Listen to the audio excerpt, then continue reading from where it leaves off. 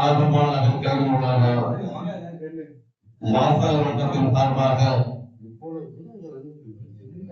இலக்கிய ஆர்வலர்கள் அவர்களின் 93வது தொடர்பான இலக்கிய பணிகளுக்கு வருகின்ற பிறப்பித்துள்ள தமிழ் ஆளுமைகளுக்கும் நகர் சார்ந்த பெரியவர்களுக்கும் மாணவர்களுக்கும் என்னுடைய வாசகர் வட்டத்தின் சார்பாக இந்திய வணக்கத்தை தெரிவித்துக் கொண்டு அனைவரையும் அன்புடன் வரவேற்கின்றோம். சுழல் வந்து சோர்விலன் அஞ்சான் அவனை நிகழ்வுகள் யாருக்கும் அறி கற்றோருக்கு சென்றிடமெல்லாம் சிறப்பு. நம்முடைய உலகமாநகர் கிளை உலகம் பல ஆளுமைகளை வைத்துக் கொண்டு எறும்பூர கல்லும் செய்யும் என்பது போல மிக அருமையான முறையிலே இன்றைக்கு நாம் 93வது நிகழ்வை நாம் நடத்திக் கொண்டிருக்கின்றோம். இந்த நிகழ்வுக்கு பேராதரவு தந்து கொண்டிருக்கக்கூடிய வரம்பில்லா ஆற்றலுடைய இலக்கிய சொந்தங்களை எல்லாம் நான் முதலில் வருக வருக என்று பாராட்டி மகிழ்கின்றேன். இதற்கு எப்போதும் எத்தனை நிகழ்ச்சிகள் நடத்தினாலும் சோர்வில்லாமல் அந்த நிகழ்ச்சிகளை எல்லாம் புதிதாக நடத்துவது போன்று ஒரு தமிழ்நாட்டில் குறிப்பிடக்கூடிய வரலாற்று பேராசிரியர் ராஜவேல் ஐயா அவர்கள் கிடைத்திருப்பது மிகவும் இது தனித்து இயங்குவதல்ல. கூட்டுறவு காலனுடைய வாசகர் வட்டம், அழகமாநகர் கிளை பெரியோர்கள், இப்படி பல்வேறு விதமான நாத்தான் போன்ற பெரியோர்கள் நம்முடைய தொழிலதிபர் வந்திருக்கின்றார்.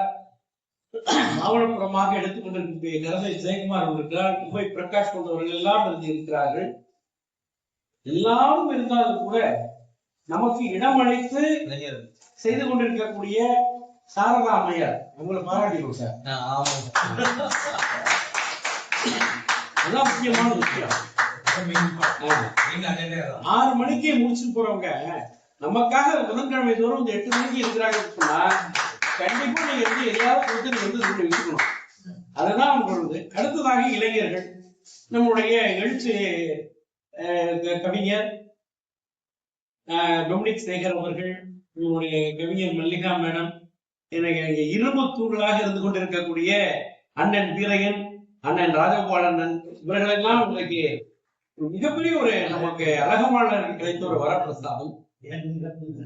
நான் படித்துக் கொண்டிருக்கிற காலகட்டத்தில் இன்றைக்கு தலைமையுரையாற்ற சிறப்புரையாற்ற வந்திருக்கக்கூடிய ஜம்புலிங்கம் ஐயா அவர்களை நான் அறிவேன். மிக சாதாரணமான நிலையில் மிக உயர்ந்தோரால் பாராட்டப்பட்ட ஆண்டறிந்து அடங்கிய கொள்கை சார்பு, நிறைகுடமும் தழும்பாது என்பது போல செல்ல இடமெல்லாம் அவர்களுடைய முத்திரை வைத்து வருகிறார். இன்றைக்கு பௌத்தம் என்பது ஒரு மிகப்பெரிய ஒரு துறை. புறச்சமயங்கள் என்று நாம் அவற்றை புறந்தள்ளிவிட முடியாது.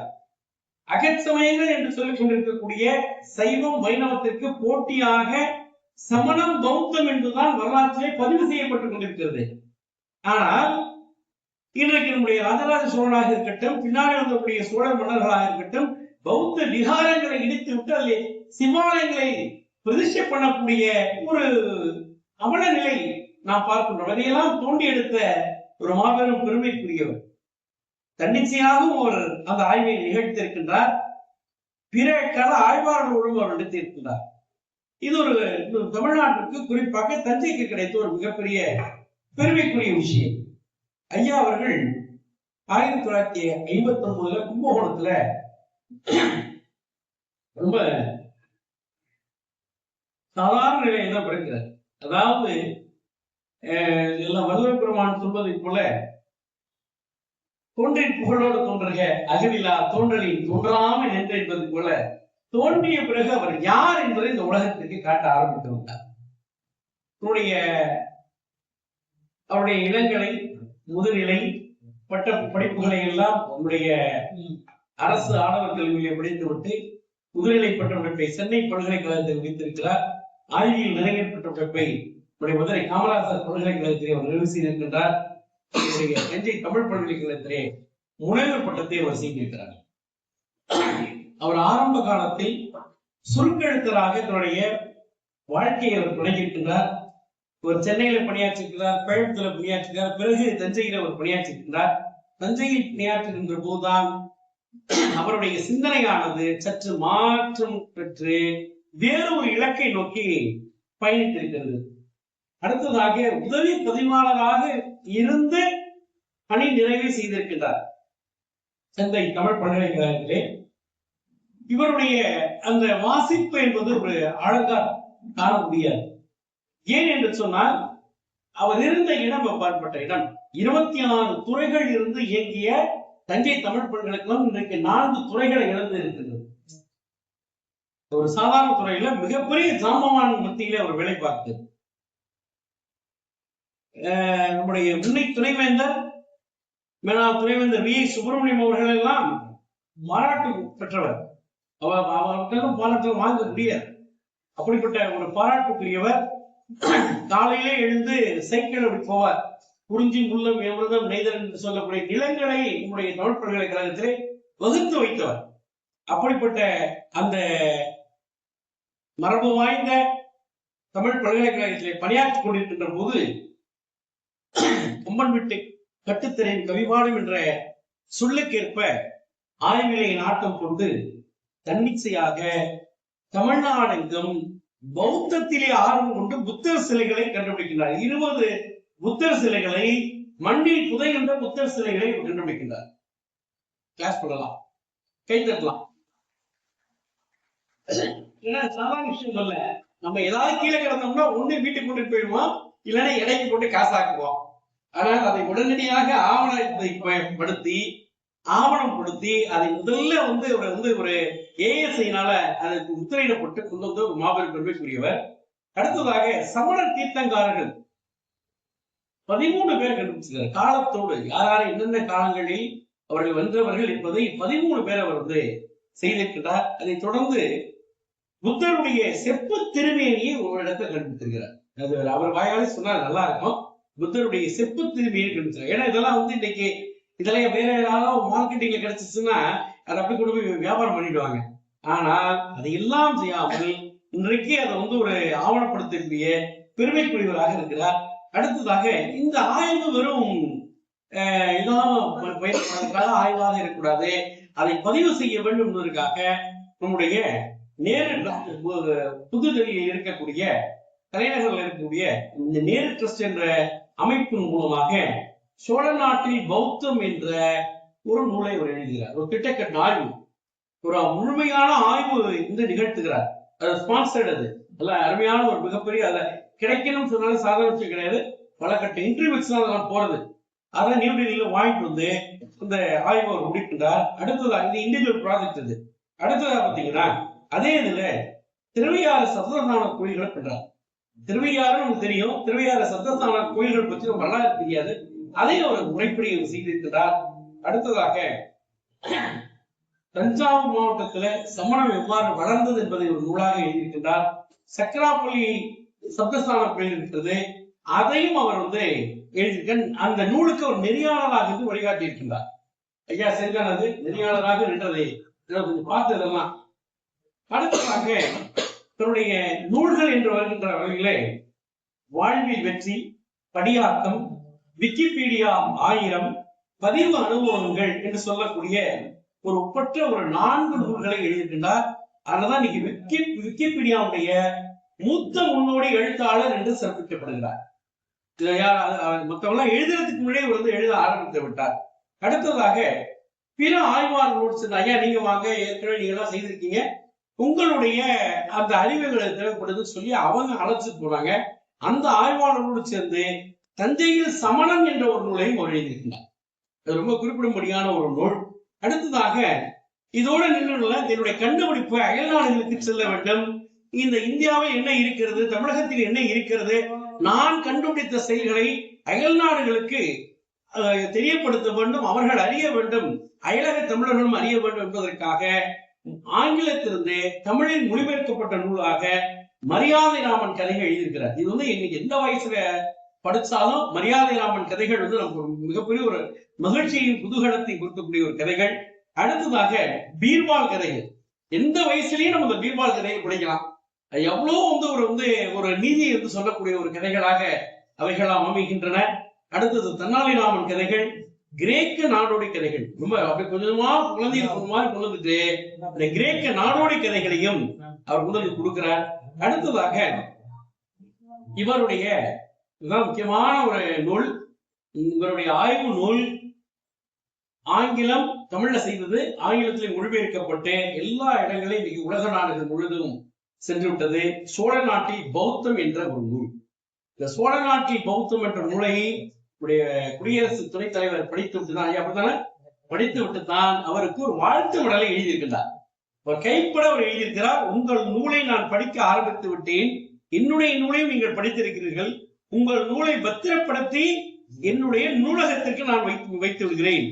அப்படி அவர் கடிதம் எழுதியிருக்கிறார். பாத்தீங்கன்னா தெரியும்.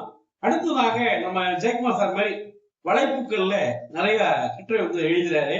கிட்டத்தட்ட ஒரு 600 கட்டுரைகள் மேல எழுதியிருக்கிறாரு. ஆய்விதழ்கள், பருவ இதழ்கள், இது எல்லாத்தையும் தொடர்ந்து பண்ணிட்டு இருக்கிறாரு. இதோட மட்டுமல்ல, நான் சார்ந்திருக்கக்கூடிய தமிழ் பல்கலைக்கழக பணியாளர் சங்க கூட்டமைப்பு மலர் ஆண்டுதோறும் வெளியிடுவார்கள். அந்த மலர்லையும் மலர்குழு உறுப்பினராக இருந்த அண்ணன் நீங்க வாங்க, இதெல்லாம் கொஞ்சம் சரி பண்ணி கொடுங்க அப்படின்னு இன்ன வரைக்கும் அவங்க கேட்டுட்டு இருக்காங்க. இப்படி இவருடைய வாழ்க்கையை ஒரு ஆரம்பித்து எல்லா இடங்களிலும் நான் சார்ந்த, நான் கண்டுபிடித்த அந்த நிகழ்வுகளை எல்லாம் பௌத்தம் என்று சொல்லக்கூடிய புத்தம் சங்கம் கச்சாமி என்று சொல்கிறோம். சங்கம் என்ற சொல் தமிழில் முதலில் வரவில்லை. சவட்டு என்ற சொல்லில் வராது, மொழிக்கு முதலில் வராது. சதுக்கம் என்பது வராது. சகரக்கிழமை அவற்றோரற்றே என்று தொல்காப்பியத்திலே நாம் படித்திருக்கிறோம். என்னும் மூன்றளம் கிடையே என்று நாம் சொல்லிக் கொள்கிறோம். இந்த சங்கம் என்ற சொல் பௌத்தனுடைய வரவிற்கு பிறகுதான் தமிழகத்தில் புகுந்தது என்பதையெல்லாம் என்னை விட அதில் ஆழங்காற்பட்ட ஐயா அவர்கள் பேசுவார்கள். ஐயா அவர்களை உங்களின் சார்பாக முறையாக வருக வருகை என்ற வரவேற்பு அறிமுகத்தை தெரிவிக்கிறேன்.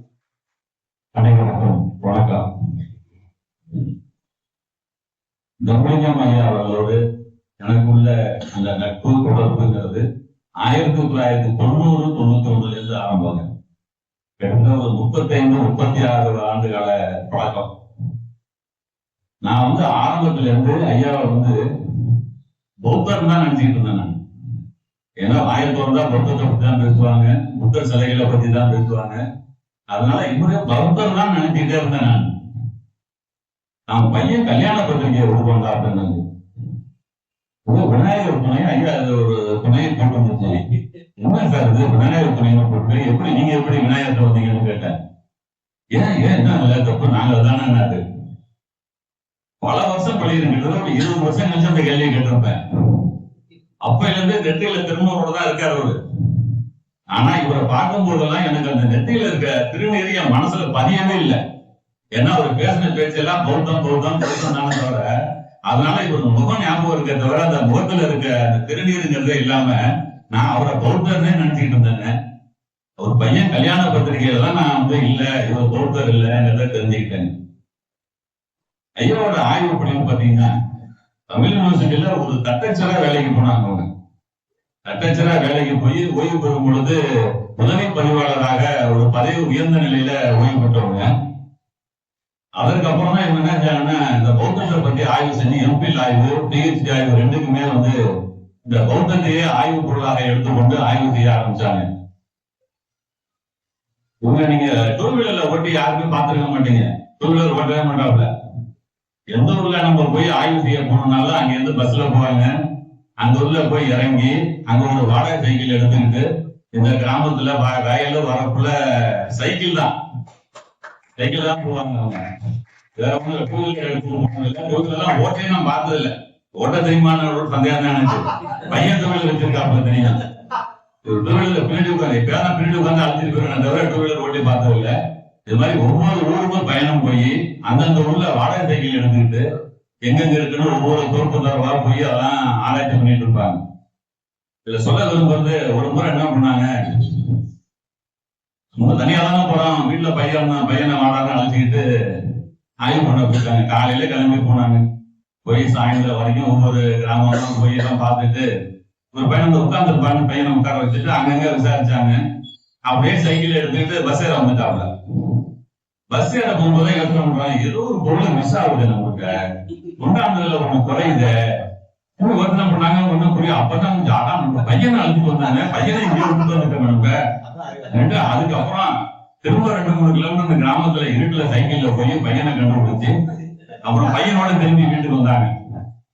அது மாதிரி பௌத்தமும் சொன்னா போதும், வேற எதுவும் தேவையில்லை. உங்களுக்கு சாப்பாடு தண்ணி எதுவும் தேவையில்லை. பௌத்தத்திற்காகவே தன்னை முழுமையாக அர்ப்பணித்துக் கொண்டவர் ஐயா அவர்கள். நான் சொன்னாங்க, சார் சொன்னாங்க, நான் பிளாக்ல எழுதிட்டு இருக்கேன்னு. என்ன பிளாக் ஆரம்பின்னு முதல்ல சொன்னது அவங்கதான். அவங்கதான் நீங்க சும்மா இருக்கீங்க, ஒரு பிளாக் ஒண்ணு ஆரம்பிங்கன்னு சொல்லி அவங்க சொல்லிதான் நான் பிளாக் ஆரம்பிச்சேன். அதுக்கப்புறம் தான் பிளாக் 2 மாசம் எழுதுனா அப்புறம் என்ன எழுதுன்னு தெரியல, எந்த சரக்கு தீர்ந்து போயிடுச்சு. என்ன எழுதுன்னு தெரியல. அப்ப நம்ம அரணி ஐயா வருவாங்க பார்த்தீங்களா, அரணி ஐயா நான் பிளாக் ஒண்ணு ஆரம்பிச்சிருக்கேன் சார், 2 மாசம் எழுதுனேன், இப்ப 3ஆவது மாசம் என்ன எழுதுன்னு தெரியல. அவங்கதான் சொன்னாங்க, நீ எழுதுறதுக்காக செய்தி தேவைப்படாதுப்பா, நீ பாக்குறதெல்லாம் எழுதுங்க, படிக்கிறதெல்லாம் எழுதுங்க. அவங்கதான் சொன்னாங்க. கிட்டத்தட்ட ஒரு 16வது வருஷம் தொடர்ந்து எழுதிட்டு ஆரம்பிச்சது ஐயாவோட தான் ஆரம்பிச்சேன். அதனால 36 வருடத்துக்கு மேல தொடர்புள்ள ஐயா அவர்கள் இன்றைக்கு பேச வர்றது எனக்கு மிகுந்த மகிழ்வினை அளிக்கிறது. ஐயா அவர்களை வரவேற்கிறேன். நன்றி, வணக்கம். சார் மறந்து போயிட்டாங்க பின்னாடி.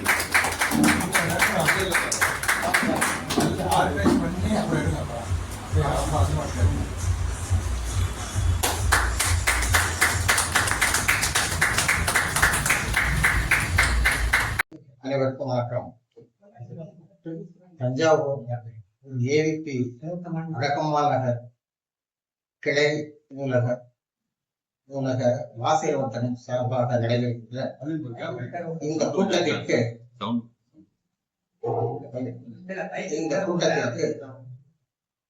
சிறப்புரையாற்ற வாய்ப்பு தந்த நண்பர்கள் அனைவருக்கும் என்னுடைய வணக்கத்தினை தெரிவித்துக் கொள்கிறேன். கிட்டத்தட்ட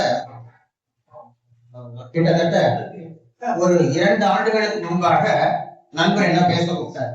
முதல்ல கூப்பிட்டது 2 ஆண்டு கழிச்சு இப்பதான் நேரம் கிடைச்சிக்க. இந்த அமைப்பின் பொருளாளர், செயலாளர், தலைவர், என்னை அறிமுகப்படுத்திய நண்பர் ராஜமாணிக்கம், திரு கரந்தை ஜெயக்குமார், திரு திருநாவுக்கரசு, திரு சுமதி நண்பர், ஒவ்வொருவருக்கும் இங்கு உள்ள அனைவரும் பெரும்பாலும் எனக்கு தெரிந்தவர்கள் அனைவருக்கும் என்னுடைய வணக்கத்தினை தெரிவித்துக் கொள்கிறேன். ராஜமாணிக்கமும் என்னை பத்தி அதிகமா சொல்லிட்டாரு, கரந்தை ஜெயக்குமார் அதிகமா சொல்லிட்டாருன்னு நினைக்கிறேன். நான் நேரடியாக தலைப்பு வந்துள்ளேன். தமிழ் பல்கலைக்கழகத்துல நான் பணியாற்ற கிடைத்தது எனக்கு ஒரு அரிய வாய்ப்பு. அதுக்கு முன்னாடி கோயம்புத்தூர்ல தனியார் நிறுவனங்கள்ல பப்ளிக் லிமிடெட் கம்பெனிஸ்ல வேலை பார்த்தேன். அங்கதான் அந்த டிசிப்ளின், ஒழுங்கு, நேர கடைபிடிப்பு எல்லாம் பயன் சொல்லலாம். மதியம் 1 மணிக்கு வேலை செய்யும், மதியம் 1 மணிக்கு வேலை முடிஞ்சிடும். சனிக்கிழமை 1:30 மணி மதியானம் லீவு. 1 மணிக்கு மேல 1:30 மணிக்கு மேல 1:35 உட்காந்து டைப் பண்ணிட்டு இருந்தா மார்க்கெட்டிங் மேனேஜர் அப்படியே கிராஸ் பண்ணுவாரு. ஜம்பிங்க போய் வாட் ஆர் யூ டூயிங், இல்லையா கொஞ்சம் அர்ஜென்ட்டா no you should not do it அப்படின்னு செஞ்சினா என்ன செய்யணும்னா அதற்கான ஓவர் டேத்தை வாங்கிட்டு போய் கேஷியர் தேவை. அதாவது 1:30க்கு மேல 5 நிமிடம் வேலை செஞ்சா கூட, நான் பெரும்பாலும் வேலை செய்ய மாட்டேன். வேலை செய்யன்னு கேட்ட நான் ரூம்ல தங்கியிருந்தேன். அதனால போய் ரூம்ல போய் என்ன செய்ய போறேன் வழக்கமா, அதனால செய்யலாம்னு செய்யறது பெட்டி கொடுக்கலாம் செய்யும்போது அவர் சொல்லுவார், அதாவது செய்யும் வேலைக்கு தக்க ஊதியம், மரியாதை, நேரம் கடைபிடிப்பு. முதலில் நான் இன்டர்வியூ போன முதல் இன்று வரை அந்த நேர கடைபிடிப்பை நான் கடைபிடிச்சிட்டு வரேன். என் நண்பர்களுக்கு அவர்தான் சொல்றேன். வளரும் ஆய்வாளர்கள் எங்க பல்கலைக்கழகத்துல துணைவேந்தர் தொடங்கி 11 வரைக்கும் மீட்டிங் வருவாங்க. மீட்டிங் ஆரம்பிக்கிறதுக்கு முன்னாடி 10 நிமிஷத்துக்கு முன்னாடி போய் உட்கார்ந்துருவேன். அங்க உள்ள துப்புரவு பணியாளர்கள் என்கிட்ட சண்டைக்கு வந்துடுவாங்க, இவரால்தான் எனக்கு தொந்தரவு அப்படின்னு. ஏன்னா அவங்க துப்புரவு பணியாளர் சுத்தம் பண்றதுக்கு முன்னாடியே நான் வந்துடுவேன். அந்த 10 நிமிஷம் உட்காந்துருப்பேன். அந்த நேரம் அந்த 10 நிமிடம் 10:05 இல்லைன்னு சொன்னா நான் கிளம்பி போயிடுவேன். ஏன்னா நான் இருக்கையின் வேலைகளை கவனிக்க வேண்டி இருக்கிறது, அது முக்கியம். தலைப்பு வருகிறேன், பௌத்தம். அதாவது முன்னாடியே சொன்னது போல தமிழ் பல்கலைக்கழகம் எனக்கு கிடைத்த பொக்கிஷம். பெரும் அறிஞர்கள் நம்பியாருடைய ஐயாட்ட பக்கத்துல பேசியிருக்கேன். கார்த்திய சிவ தம்பி மகன் மாதிரி தோல்ல கைத்தல் கொடுத்திருக்காரு. பலர் ஏன்னா நம்ம நினைத்து கூட பார்க்க முடியாது. எனக்கு அந்த காலகட்டத்துல என்ன நாங்க நினைச்சதுன்னா, என்ன இந்த வயசானவங்களாம் நம்ம பொறுத்து என் வயசு 10 வயசு அப்பதான் வேலைக்கு சேர்ந்து 3 வருஷம் ஆகும். ஆனால் மாபெரும் அறிஞர்கள் வெள்ளைவர் நிறைய ஈத்தாப்புல பேசியிருக்கோம். பெரிய பெரிய எனக்கு வந்து பேரை சொல்ல ஞாபகம் வரும், எல்லாமே வருது வரிசையா எல்லாம் ஒவ்வொருத்தரும். அதாவது அவர்களிடம் நாம் சென்று பேச வேண்டாம், பக்கத்துல என்ன போறோம், அந்த வேவ்ஸ் இருக்கலாம், அந்த அலை அந்த அளவு போறோம். அது வந்து அதை நான் பயன்படுத்திக் கொண்டேன், அவ்வளவுதான். மற்ற நண்பர்கள் என்ன செய்வாங்க, ஆசிரியர்கள்லாம் கிண்டல் பண்ணுவாங்க. சில ஆசிரியர்கள் அவ்வாறு இருப்பாங்க. நான் ஆசிரியர்களை கிண்டல் பண்ணது கிடையாது, எதுவும் இருக்கு உங்ககிட்ட நம்ம பார்ப்போம், அவ்வளவுதான். ஒரு பேர் மறந்து போச்சு, சூழித்தொழிலர் ஆசிரியர் இருப்பாரு. நான் இங்க பல்கலைக்கழகம் அரண்மனை வளாகத்துல இருந்துச்சு வேலை பார்த்துட்டு இருக்கும்போது சாப்பிட்டு அவர்கிட்ட உட்காந்து பேசிட்டு இருப்பாரு. அவர் அப்படின்பாரு. அதாவது அன்றாட நிகழ்ச்சிகள் தொடங்கி பொது அறிவு வரை அனைத்து செய்திகளும் பேசும். எனக்கு ஆச்சரியமா இருக்கும். பக்கத்துல உள்ளவங்க எல்லாம் அவங்க பக்கத்துல உள்ளவங்க இங்க 2 பேர்த்தையுமே ஒரு மாதிரியா பார்ப்பாங்க. அதாவது அவருக்கும் எனக்கும் தொடர்பே கிடையாது, ஆனால் நாங்கள் சொல்லும் செய்தி, நாங்கள் பேசும் செய்தி அப்படி இருக்கும். அதாவது அப்டேட் பக்காவா. அவர் பேசும்போது பல ஆங்கில சொற்களின் பயன்பாடு, இலக்கண சொற்கள், மதுரை காமராசர் பல்கலைக்கழகமா, மதுரை காமராசர் பல்கலைக்கழகமா, இது மாதிரி ஒவ்வொன்றும். பல்கலைக்கழகத்துல நாங்க தமிழ் கத்துக்கிறதை விட தமிழை நாங்கள் துளைத்தோனே என்ன மாதிரி ஆளுங்கெல்லாம் கஷ்டப்பட்டோம். ஒருத்தர் காசோலை டிராப்ட், காசோலை வரைவோலை, ரூபாய்க்கு ரூபான்னு போடாத உருவான்னு போடுங்க ஒருத்தர். என்ன அதாவது ரூபாய்னு போறவங்க ரூபாய்னு போடாத உருவாவுக்கு நான் பெற்றேன், ரசீது கிடையாது, கைச்சாத்து. அதாவது நான் கொஞ்சம் நெஞ்சமா தெரிஞ்ச தமிழ் ஆங்கிலம் போச்சு, கொஞ்சம் நெஞ்சம் தெரிஞ்ச தமிழ் இங்க வந்து சுத்தமா போச்சு. அதுக்கப்புறம் வேற வழி இல்லாம ஒருத்தர் வருவாரு பெருந்தகைன்னு கடிதம் அடிப்பாரு, ஒருத்தர் வருவாரு வணங்கி வைக்கிறேன் பாரு, ஒருத்தர் வருவாரு திருமணின்னு போட்டுருப்பாரு. எங்களுக்கு ஒண்ணுமே புரியாது அவங்க எதுல இருந்து அந்த வார்த்தை எல்லாம் எடுக்கிறாங்க என்ன. ஆனால் கண்டென்ட்டை பார்க்க விட்டுருவாங்க பெரும்பாலும். ஒரு தடவை ஒரு செக்கு கடிக்கும் போது 5000 ரூபாய்க்கான காசோலைங்கிறத வந்து நான் என்ன செஞ்சுட்டேன் 5 வருஷத்துக்கான காசோலை நோட் எடுக்க ஆரம்பிச்சிட்டேன். அது கீழே உள்ளவர் வந்து இதுல இக்கு விட்டுருக்கு, இதுல இச்சி விட்டுட்டுன்னு பாக்குறாரு. அந்த 5 லட்சமும் 50,000 பார்க்கல பிரிவு பயிற்சி நிதி பிரிவுக்கு அப்புறம் அவங்க குட்டியில சத்தம் போடுறாங்க. அது மாதிரியான சூழல் அந்த காலகட்டத்துல கொஞ்ச நேரத்துல. ஆனால் அந்த தமிழை நாம் நல்லபடியாக பயன்படுத்திக் கொள்வோம்னு அந்த நெகட்டிவ் எதிர்மறை சிந்தனையானது பின்னர் நேர்மறை சிந்தனையாச்சு. ஏன் அவர்கள் நாம் நல்ல விஷயங்களை கற்றுக்கொள்ள கூடாது அப்படின்னு அதுக்கப்புறம் தான் எதையுமே எதிர்மறையான எடுத்து விட்டுட்டாங்க. நேர்மையா ஆரம்பிச்சு அனைத்தையுமே எல்லாம் ஒரு சின்ன சொல்லு சந்தேகம்னாலும் இவர்கிட்ட கேட்கணும், இல்ல அவர்கிட்ட கேட்கணும், கேட்டுட்டாங்க. செய்தி மலர் தட்டச்சு ஆரம்பத்துல செய்தி மலர் தட்டச்சு முதல்ல தமிழ் பல்கலைக்கழக நண்பர்கள் வந்திருக்காங்க. செய்தி மலருக்கு அனுமதி கடிதம் வாங்குவதற்கு நான் போய் அங்க செக்ஷன் அடிக்கிற பழைய கலெக்டரேட் தஞ்சாவூர் கலெக்டரேட் அதை புதுப்பிக்கிறதுக்கு நான் போறேன். அதே மாதிரி முதல் துணைவேந்தர் உலக தரத்துக்கு இணையான காலாண்டிதழ் வரணும்னு சொல்றாரு. சொல்லி என்ன செய்யறாரு, ஒரு பேர் வரிசையா கேட்கறாங்க. அப்ப அலுவலக குறிப்படிக்கிறேன். அப்ப சொன்னாரு தமிழ் சிவிலைசேஷன், தமிழ் சிவிலைசேஷன் தமிழ் ஆங்கிலத்துல, தமிழ்ல தமிழ் கலை, தமிழ் பண்பாடு, இன்னொரு ஏதோ சொல்லு, இதை எது வைக்கலாம்னு சொல்லி நோட் அடிக்கிறார். நோட் அடிக்க சொல்றாரு. அந்த அலுவலக குறிப்பா நான் டச் பண்றேன். இப்ப நீங்க தமிழ் பல்கலைக்கழக ஆய்வு அந்த இதை பாத்தீங்கன்னா தமிழ் சிவிலைசேஷன் போடுறது அந்த பெயர் சாங்ஷனுக்கான அலுவலக குறிப்பா நான் தான் சேர்ந்து எனக்கு அவ்வளவு சந்தோஷமா இருக்கு. அதே மாதிரி தமிழ் பல்கலைக்கழகம் ஆரம்பித்து 5 ஆண்டு தான் இருக்கும்னு நினைக்கிறேன். அப்போ வந்து முதல் துணைவேந்தர், அது ஒரு கிடைத்தற்கரிய பேரு. அவர் மனிதர் கிடையாது, ஒரு மாமனிதன். அவன் பாய் சுப்பிரமணியம் பேசவே மாட்டார், செயல்தான். நான் பல்கலைக்கழகத்துல நான் தெரிஞ்சுக்கிட்டது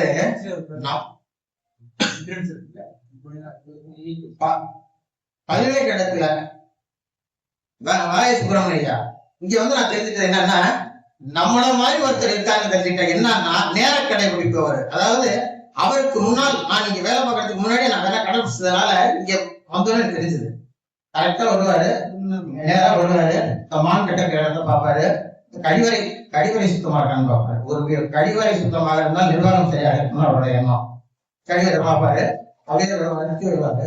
எங்க ரூமுக்கெல்லாம் வரும்போது என்ன செய்வாரு, நாங்க உட்கார்ந்து இருப்போம், அவங்க கிளாஸ் பண்ணுவாரு. கிளாஸ் பண்ணும்போது அவ்வளவுதான், ஒரு தடவுவார் மிஷினை, டைப்ரைட்டிங் மிஷினை. இப்படியே கை நடுங்க எங்களுக்கு. அப்படி பார்த்தா தூசியா இருக்கு, என்னடா செய்யறேன்னு அர்த்தம். வரது தெரியறதுக்குள்ளே நாங்க என்ன செய்வோம், எடுத்து தொடச்சி வச்சிருவோம். இவ்வாறாக நாங்க இந்த தட்டச்சு பொறியையும் மேஜையையும் நான் ஓய்வு பெறும் நாள் வரை துடைத்துக் கொண்டிருந்தேன். மத்தவங்க செஞ்சாங்களா நான் சொல்ல விரும்பல. அதே மாதிரி என் சீட்டுக்கு பக்கத்துல ஒட்டடை இருக்காது, நானே எடுத்து தட்டுவேன். சத்தம் போடுவாங்க, துப்புரவு பணியாளர்களா இருக்காங்க, நம்ம இருக்கிற இடம் நம்ம செஞ்சுக்குவோம் அப்படின்னு சொல்லி. இந்த பழக்க வழக்கங்களும் பெரிய அறிஞர்களின் சகவாசமும் எனக்கு கிடைச்சு. இந்த நிலையில பல்கலைக்கழகத்துல பிஹெச்டி பண்ணலாம், அலுவலக பணியாளர்களும் பண்ணலாம்னு கொண்டு வந்தோம்னா எனக்கு ஒரு ஆசை, நாம் செய்யலாம் அப்படின்னு சொல்லி அறிந்தது. முதல்ல முனைவர் பட்டாயம் செய்வதற்கு முன்னாடி யாருமே ஆய்வாளர்களுக்கு தெரியும், எம்பி பண்ணிட்டு பிஹெச்டி பண்ணா அந்த முறைமை எடுத்து ஈஸியா தெரியும். அந்த மெத்தடாலஜி எப்படி கட்டுரை எழுதுறது, எப்படி புள்ளி வைக்கிறது, அடிப்படை எப்படி போகிறது, இரட்டை மேற்கொள் எங்க, ஒற்றை மேற்கொள் எங்க, சாய்ந்த எழுத்து எங்க, இதெல்லாம் வரிசையா அடிப்படை எழுத்து எங்கன்னு சொல்லி அதனால சேர்ந்த தஞ்சை பௌத்தம் போன தலைப்பு. என்னுடைய ஆசிரியர் வந்து பொன்னியின் செல்வனின் வரலாற்று பொருட்கள் தான் நான் தலைப்பு எழுதி. அப்ப என்ன ஆயிப்போச்சுன்னு சொன்னா அவங்க என்ன சொல்லிட்டாங்க, ஆங்கில வழிதான் தமிழ் இங்கிலீஷ் மீடியம் அப்படின்ட்டாங்க. கல்வியை ஆங்கிலத்தில் செய்வது மிக சிரமம். அதுக்கப்புறம் தான் வேண்டாம் அப்படியே பேசிக்கிட்டே வரோம். 3ஆம் ஜோசியிலேருந்து வரோம், ஒவ்வொரு அத்தியாயமா என் மனசுல வருது. பழகிட்டே வரும்போது நாகை விகாரின்னு வந்தாலும் பிடிச்சிட்டேன். நாகை விகாரின்னு தான் நாகப்பட்டினம் இருக்குங்க, பௌத்தத்தை பண்ணோம் அப்படின்னா நான் உடனே சொன்னேன் தமிழ்நாட்டில் பௌத்தம் வந்தேன். அங்க மதுரை பல்கலைக்கழக வரலாற்று பேராசிரியர் சொல்றாங்க, அது ஒன்னால முடியாதுப்பா, பெருசு வாஸ்ட் ஏரியா, நீ வந்து கடை எல்லையை குறிச்சு சொல்லு அப்படின்னாங்க. நீ எந்த ஊர்ல பிறந்தேன்னா கும்பகோணம், ஒண்ணு செய் கும்பகோணம் வட்டத்தில் பௌத்தம்னு சொல்லு, இல்லாட்டி தஞ்சாவூர் மாவட்டத்தில் பௌத்தம். நான் தஞ்சாவூர் மாவட்டத்தில் பௌத்தம் சொல்லி இறங்கினேன். பின்னர் அதே தலைப்பை சற்று விரிவாக்கி சோழ நாடு என்ற இடத்து பழைய தஞ்சாவூர், பழைய திருச்சி, புதுக்கோட்டை கலை எல்லையை ஆரம்பிச்சுட்டேன். முதல்ல போய் சரஸ்வதி மாலை அலுவலக குறிப்பெடுக்க போறேன். குறிப்பெடுக்க போகும்போது இது உட்காந்துட்டு அச்சந்தா உள்ள புத்த சிற்பத்தை பத்தி எழுதுறேன், வேற எங்கெங்கயோ உள்ள புத்த சிற்பத்தை பத்தி எழுதிட்டு இருக்கேன். ஒரு நாள் ஒரு நண்பர் வந்து பார்த்தாரு, என்னப்பா எழுதிட்டு இருக்கேன் அப்படின்னாரு. ஏன் நான் வந்து பௌத்தத்தில் ஆய்வு பண்றேன், அதனால எனக்கு வந்து இந்த இதை பத்தி பண்ணிட்டு இருக்கேன். பௌத்தத்தின் தலைப்பு என்ன அப்படின்னு, சோழ நாட்டின் பௌத்தம். சோழ நாட்டுக்கும் பௌத்தத்துக்கும் அஜந்தா குகைக்கும் என்ன சம்மந்தம்ப்பா அப்படின்னு கேட்டாரு. இல்லைங்க, அந்த புத்த சிலைகள்லாம் நான் கேட்கறதுக்கு பதில் சொல்லு. சோழ நாடு என்றது நீ படிக்கிறதுல இருக்கா, இல்ல பௌத்தம் என்றது உன் எல்லைக்குள் அதுல இருக்கா? இல்ல, அதை பார்க்காத வேஸ்ட் அப்படின்றாரு. அது வந்து என்னன்னா அதுக்குள்ள நான் 3 மாசம் அவுட் பண்ணிருக்கேன். அப்புறம் நான் பண்ணதெல்லாம் வேணாச்சு. அதுக்கப்புறம் தான் நம் கலை எல்லையில் உள்ளவற்றை படிக்க வேண்டும் என்ன வந்துச்சு. அதுக்கப்புறம் எனக்கு முன்னோர்கள் யார் இருக்காங்கன்னு பார்த்தேன். முன்னோர்கள் மயிலை சீனிவாச சங்கத்துறை பல அறிஞர்கள் வராங்க. அவங்க பட்டியல் எடுத்து மயிலை சீனிவாசசாமி முதல் 1940 முதல்ல அவர் தான். அதுக்கப்புறம் பல அறிஞர்கள் வராங்க. அப்படின்ற புத்தகம் எல்லாத்தையும் வரிசையா லிஸ்ட் அவுட் பண்ணி அப்போ ஒரு எக்ஸல் சீட்டை டைப் பண்ணி வச்சுக்கிட்டு வரிசையா புத்தர் சிலை உள்ள இடங்கள், புத்தர் சிலை உள்ளதாக கூறப்படும் இடங்கள், புத்தர் சிலை இருந்து காணாமல் போன இடங்கள், அதே மாதிரி விகாரம் இருந்த இடங்கள், இருந்ததாக சொல்லப்படும் இடங்கள், இது மாதிரி ஒரு ஸ்டைல் ஷீட் வச்சிருக்கேன். இப்பொழுது நீங்கள் வந்தாலும் அதை நான் காண்பிப்பேன். இப்போ வந்தீங்கன்னா மீட்டிங் முடிஞ்சா எங்க வீட்டுக்கு வாங்க. ஒவ்வொரு மாசமும் அடிச்சு அதை கிடிச்சிக்கிட்டே வருவேன், அப்டேட் பண்ணிக்கிட்டே வருவேன். அதாவது முதல்ல 10 சேலை இருந்திருக்கும், அது 5 பார்த்துருப்பேன், மீதி 5 இருக்கும், அடுத்த 4 பார்ப்பேன், 3, அது மாதிரியே ஒவ்வொரு ஏரியாவில் பார்த்துட்டே இருந்தேன். பார்க்கும்போது காஞ்சிபுரத்தை மட்டும் தனியா வச்சுட்டேன். ஏன்னா தமிழ்நாட்டில் காஞ்சிபுரம் ஏற்படுத்திய தாக்கம் பௌத்தத்துல பெரிய அதிகம். காஞ்சிபுரத்துக்குள்ள நுழைஞ்சா அவங்களோட தீசிஸோட ஒரு போக்கே வேற மாதிரி ஆகும். அந்த அளவுக்கு காலத்தால் முந்தைய சிலையை காஞ்சிபுரத்துல தமிழ் சோழ நாட்டில் காலத்தால் முந்தைய சோழ சிலையை கிடையாது. அதனால காஞ்சிபுரம் நம்ம பார்க்கல. காஞ்சிபுரத்தை பற்றிய குறிப்பெல்லாம் தனியா வச்சுட்டேன். அவ்வாறு ஆய்வேடு முடிக்கும் வரை காஞ்சிபுரம் போகக்கூடாதுன்னு தெளிவா இருந்தேன். என்னன்னா ஒரு சிலையை பார்த்தாலும் கூட நமக்கு அந்த தாக்கம் உள்ள வந்துருச்சுன்னு சொன்னா நம்ம எழுத்தின் போக்கு மாறிடும்.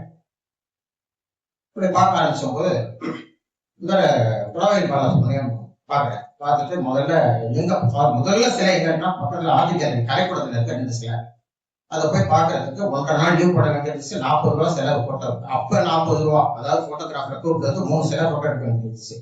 சொன்ன கட்ட போய் சொல்றேன், சார் எனக்கு பயமா இருக்கு, வேண்டாம் தலைப்பை மாத்திருக்கான்னு பாக்குறேன். இல்லாட்டி தியரியா பார்த்துட்டு இந்த வழக்கமா நம்ம நண்பர்கள் செய்வாங்க, ஒரு 5 புத்தகத்தை பார்ப்பாங்க, அப்படியே கட்டன் பேஸ்ட் பண்ணுவாங்க, அப்படியே எடுத்து போவாங்க. அது மாதிரி அப்போ சொன்னாரு, இன்று நான் இங்க பேசுவதற்கு காரணம் புலவை பாலசுமணியம் செய்யாத வரலாற்றுக்கு உனக்கு ஒரு பங்களிப்பு வேணும்னு சொன்னா களம் இந்த நாட்டுப்பறவை காலத்துறை ஆய்வாளர் இருக்காங்க, அதாவது களத்துல நிற்போம் அப்படின்னால ஒரு கொஞ்சம் ஒரு பக்கம் ஒரு மயக்கம். ஏன்னா வீட்டு செலவு, சம்பளம் வாங்கி சம்பளத்துல தான் வீட்டு உட்காந்து நான் மட்டும் தான் சம்பளம் வாங்குறேன், வேற பணம் கிடையாது. இன்னொன்னு பையங்க வர ஆரம்பிக்கிறாங்க பண்ணி கொஞ்சமா ஒரு பயம். சொன்னாலும் இல்லை கொஞ்சம் நிதானமா முடிஞ்ச வரைக்கும் பாரு விழுந்துச்சு, அவ்வளவுதான். அப்ப ஆரம்பிச்சது கடந்த வாரம் வரை நடந்தது. கடந்த வாரம் ஒரு நண்பர் பேசுறாரு, இப்ப வெளியே சொல்லிட்டாரு, அதனால சொல்றேன். உம்பளச்சேரிங்கிற ஒரு இடத்துல புத்தர் சிலை இருக்கு அப்படின்னு ஒரு சிலை இருக்குன்னு சொல்லி எனக்கு போட்டோ அனுப்பிச்சு அதற்கான சிலையை பல பல கோணங்கள்ல புகைப்படம் எடுத்து அனுப்புறாரு. ஐயா இதை நீங்க புத்தர்னு சொன்னீங்கன்னா எனக்கு நல்லா இருக்கும். இது என்ன சிலைன்னு கேட்கறீங்களா இல்ல புத்தர் சிலைன்னு சொல்லணுமா அப்படின்னு கேட்டேன். இல்லைங்கய்யா நாங்கெல்லாம் அப்படின்னு நினைச்சோம், நீங்க நினைக்கீங்க. நான் பார்த்த வரைக்கும் இது புத்தர் சிலை இல்லை. ஆனா ஒரு 2-3 நாள் அது வந்து புத்தர் சிலைன்னு சொல்லி அவங்க அறிக்கை கொடுத்து வந்துருச்சு. உம்பளச்சேரிங்கிற ஒருத்தர் அது புத்தர் சிலை அல்ல, நான் உறுதியா சொல்றேன். உம்பளச்சேரி புத்தர் சிலை அல்ல. இது மாதிரி சில தவறுகள் நடக்கும். தவறுன்னு சொல்ல முடியாது, அவர்களோட புரிதல் இன்டர்பிரேஷன். இன்னொன்னு இந்த இடம் ஆய்வாளர்கள் ஒரு ஆர்வத்துல செய்யறது. நான் இன்று வரை எந்த ஆய்வாளரையும் நான் தடுத்தோ மறுத்தோ பேசிக்கல, என் கருத்தை தான் சொல்லியிருக்கேன். ஏன்னு கேட்டாங்க, ஒரு வளரும் ஆய்வாளர்கள் இது மாதிரி செய்யாதுன்னு சொல்லக்கூடாது, இப்படி சொல்லலாம். அவர்கிட்ட நான் சொன்னேன், இவ்வாறு இருப்பதனால் இது புத்தர் சிலையாக புத்தர் சிலையாக இருக்க வாய்ப்பு உள்ளதுன்னு வேணா சொல்லுங்க. இல்லாட்டி வரும் பிற ஆய்வாளர்கள் கூறும் கருத்தை இருக்கலாம், இல்லாட்டி எதிர்பார்ப்பு அப்படிங்கிறத அறிக்கை கொடுங்க அப்படின்னு சொன்னேன். ஆனா அவங்க மாற்று கருத்துக்கு சொன்னாங்க. அந்த செய்தி முடிஞ்சதுக்கு அப்புறம் பத்திரிகையில வருது. வந்ததுக்கு அப்புறம் என்கிட்ட பேசல. அப்புறம் நான் அவர்கிட்ட பேச, அவரோட நண்பர் ஒருத்தர் இருக்காரு, அவர்கிட்ட பேசி சார் இதுக்கு நான் மாற்று கருத்து பேசுறேன். இங்க தஞ்சையில் இருந்தும் பிற ஊர்ல இருந்தும் ஊடக நண்பர்களும் பிற நண்பர்களும் எனக்கு போன் போட்டு புத்தர் சிலைங்க ஒரு பெரிய இனிமேல் இல்லாம இருக்கு, உண்மையே சொல்லு அப்படின்னு கேட்கறாங்க. பல பேர் பத்திரிகைக்கு ரிப்போர்ட் கேட்கறாங்க. எனக்கு என்னன்னா, ஒரு வளரும் ஆய்வாளரை நாம் எந்த நிலையிலும் ஒரு அவர் கீழ்நிலை போயிடக்கூடாது, அவரை தடுத்துவிடக்கூடாது. நான் என்ன சொன்னா, அவரை பற்றி நான் பேசுறது நான் பண்ணல, இதை பற்றி நான் என் பிளாக்ல ஒரு கட்டுரை எழுதியிருக்கேன், நீங்க பாத்துக்கன்னு சொல்லிட்டு பிளாக்ல எல்லா தூரத்தையும் கரெக்டா சொல்லி தனிப்பட்ட முறையில் யாரையும் நான் சொல்லல, செய்தி மட்டும் ஃபுல்லா சொல்லி முடிச்சிட்டேன். இதே மாதிரி ஒரு செய்தி ஒரு 15 வருடங்களுக்கு முன்னாடி நடந்தது. புதுக்கோட்டை மாவட்டத்துல ஒரு இடம் கவிநாடுன்னு ஒரு இடத்துல ஒரு சிலை புத்தர் சிலை கண்டுபிடிக்கும். அப்புறம் ஏதோ பாசி மணி ஏதோ மணிலாம் கல் மணிலாம் கண்டுபிடிக்கப்பட்டது எழுத்துக்களோட அப்படின்னு வந்துச்சு. அதை கண்டுபிடித்த நண்பர் வந்து எனக்கு நெருங்கிய நண்பர், புதுக்கோட்டையில காலேஜ்ல வேலை பார்க்குறாரு, சந்திரபோஸ்னு சொல்லி. பத்திரிகை பார்த்தோன்னா அது சமண சிலை, புத்தர் சிலை இல்லை. அவருக்கு போன் அடிக்கிறார், என்னங்க சமண சிலை வந்துருக்கு, நீங்க செய்தியில வந்து புத்தர் சிலை கொடுத்துருக்கீங்களா அப்படிங்கிறார். அவர் சொல்றாரு, அந்த மூலியமா நான் தப்பு பண்ணிட்டேன், உங்ககிட்ட நேற்று நைட்டு நான் பேசியிருந்தேன், விட நான் தப்பிச்சிருப்பேன், கேட்டாங்க நான் சொன்னா கொடுத்துட்டேன் அப்படின்ட்டேன். என்ன சரிங்கன்னாரு. என் பிளாக்ல போய் பாத்தீங்கன்னா தெரியும், அடுத்த வாரமே அவர் சொன்ன இடத்துக்கு போயிட்டோம். அங்க போய் பார்த்து எல்லாத்தையும் கண்டுபிடிச்சு எல்லாத்தையும் குறிப்பெல்லாம் எடுத்து அவர் பெயரை குறிப்பிடாமல், ஏன்னா அவர் எனக்கு நண்பர், எனக்கு மூத்தவர், எனக்கு அதாவது அவருடைய ஆய்வு எந்த நிலையும் தொய்வடைய இருக்காது அப்படிங்கிறதுனால இந்த செய்தி அண்மையில் இந்த மாதிரி ஒரு செய்தி வந்திருக்கு. ஆனால் அது புத்தர் சிலை இல்ல, சமண திருத்தங்கர் சிலைன்னு சொல்லி அனைத்து பத்திரிகைகளையும் வந்துச்சு. அப்போ அவரே சொன்னாரு, என் பேரை சொல்லாமே சொல்லிருக்கீங்களே அப்படின்னாரு. மிக உங்களுக்கு வேண்டாம்னு அவர் அவ்வளவு சந்தோஷப்பட்டாரு. அந்த ஆய்வு தர்மம் என்பதானது ஆய்வாளர்களிடம் மிகவும் முக்கியம். ஆய்வு தர்மம் அது ரொம்ப முக்கியம். எந்த தெரியலன்னு சொல்லிடுங்க, பொய் சொல்லாங்க. அதே மாதிரி நெருடலான கருத்து வருதா வேண்டாம்.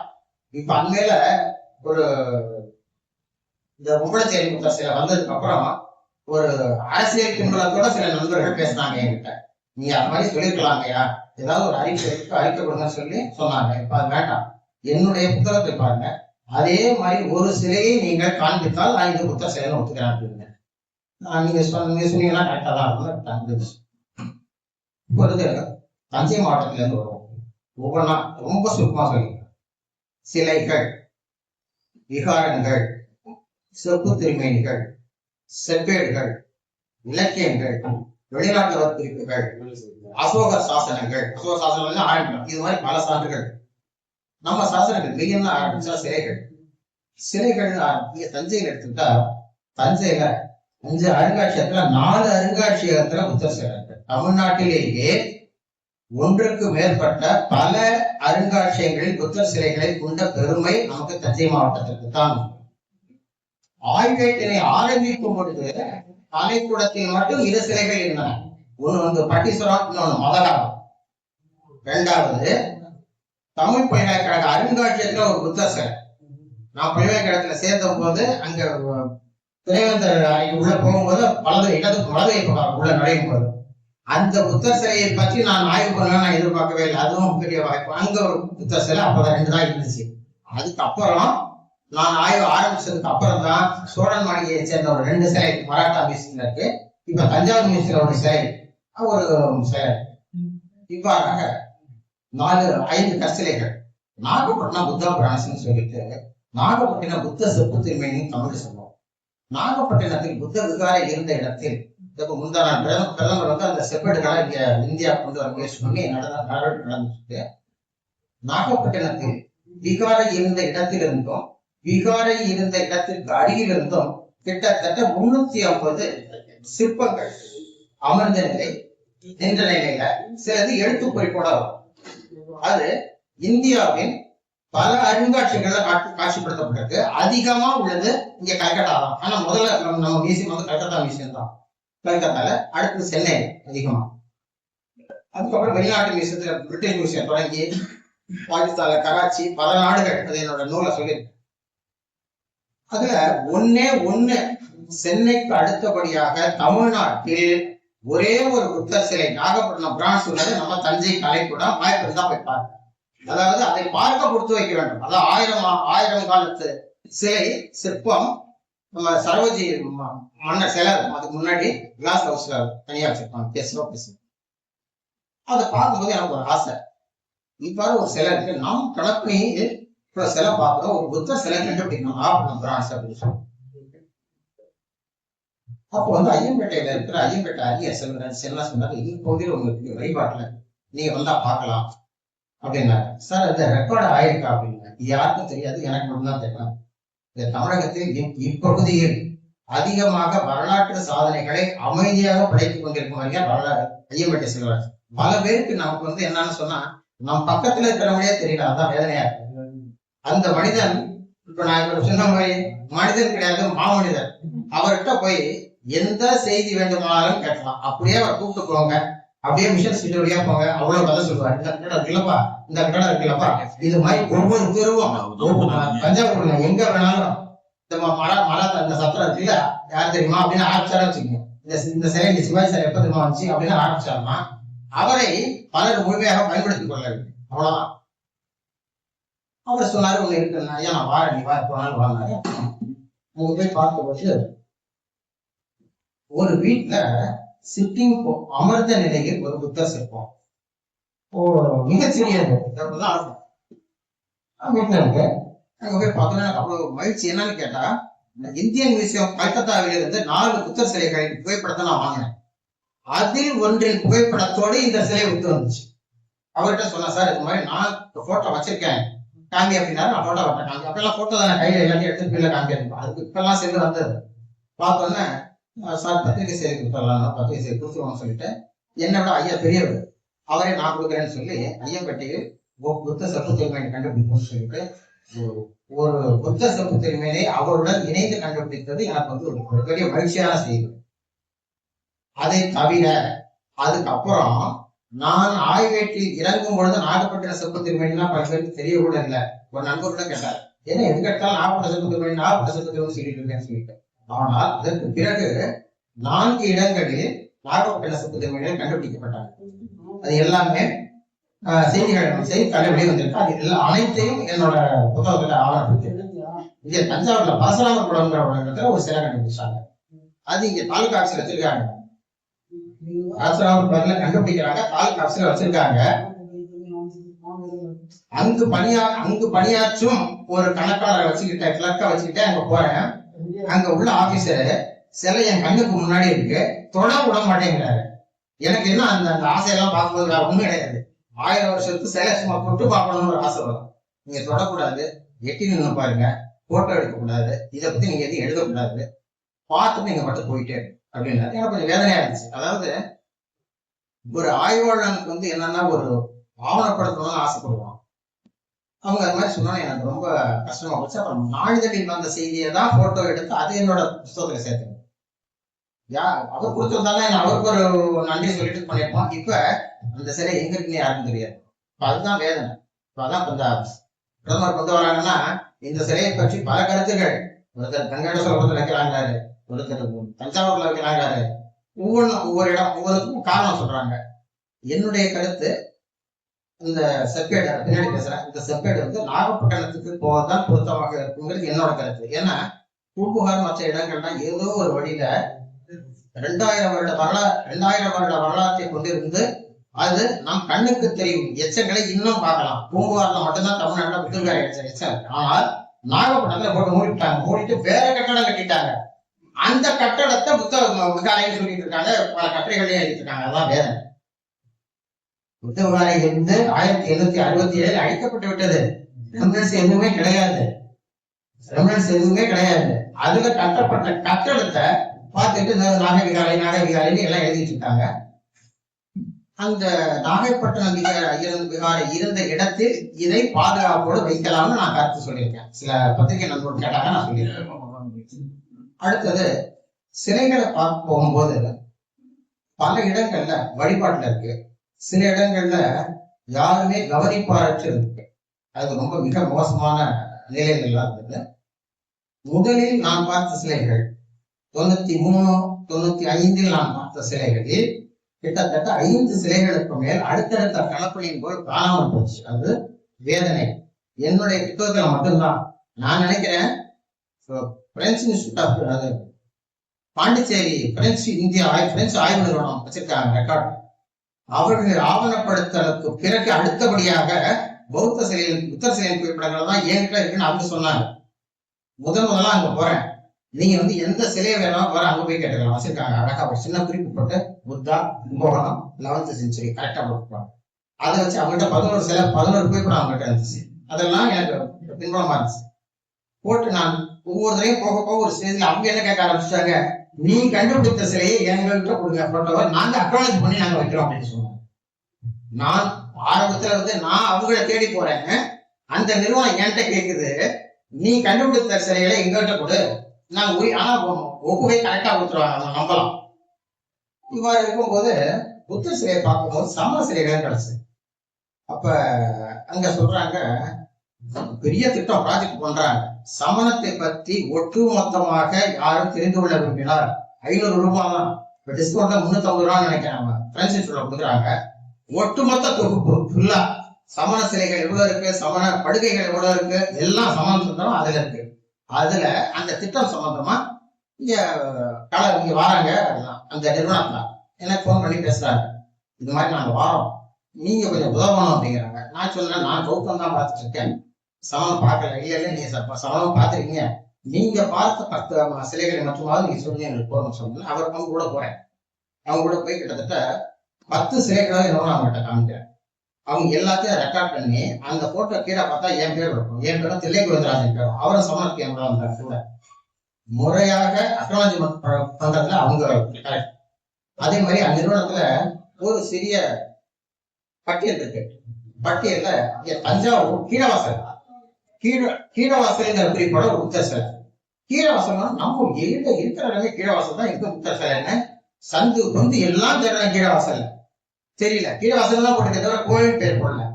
வேற யார்ட்டையும் கேட்டு பார்த்தாலும் யாருக்கும் தெரியல. ஏன்னா யாருமே பல பேர் நான் பார்த்தா தெரியும்.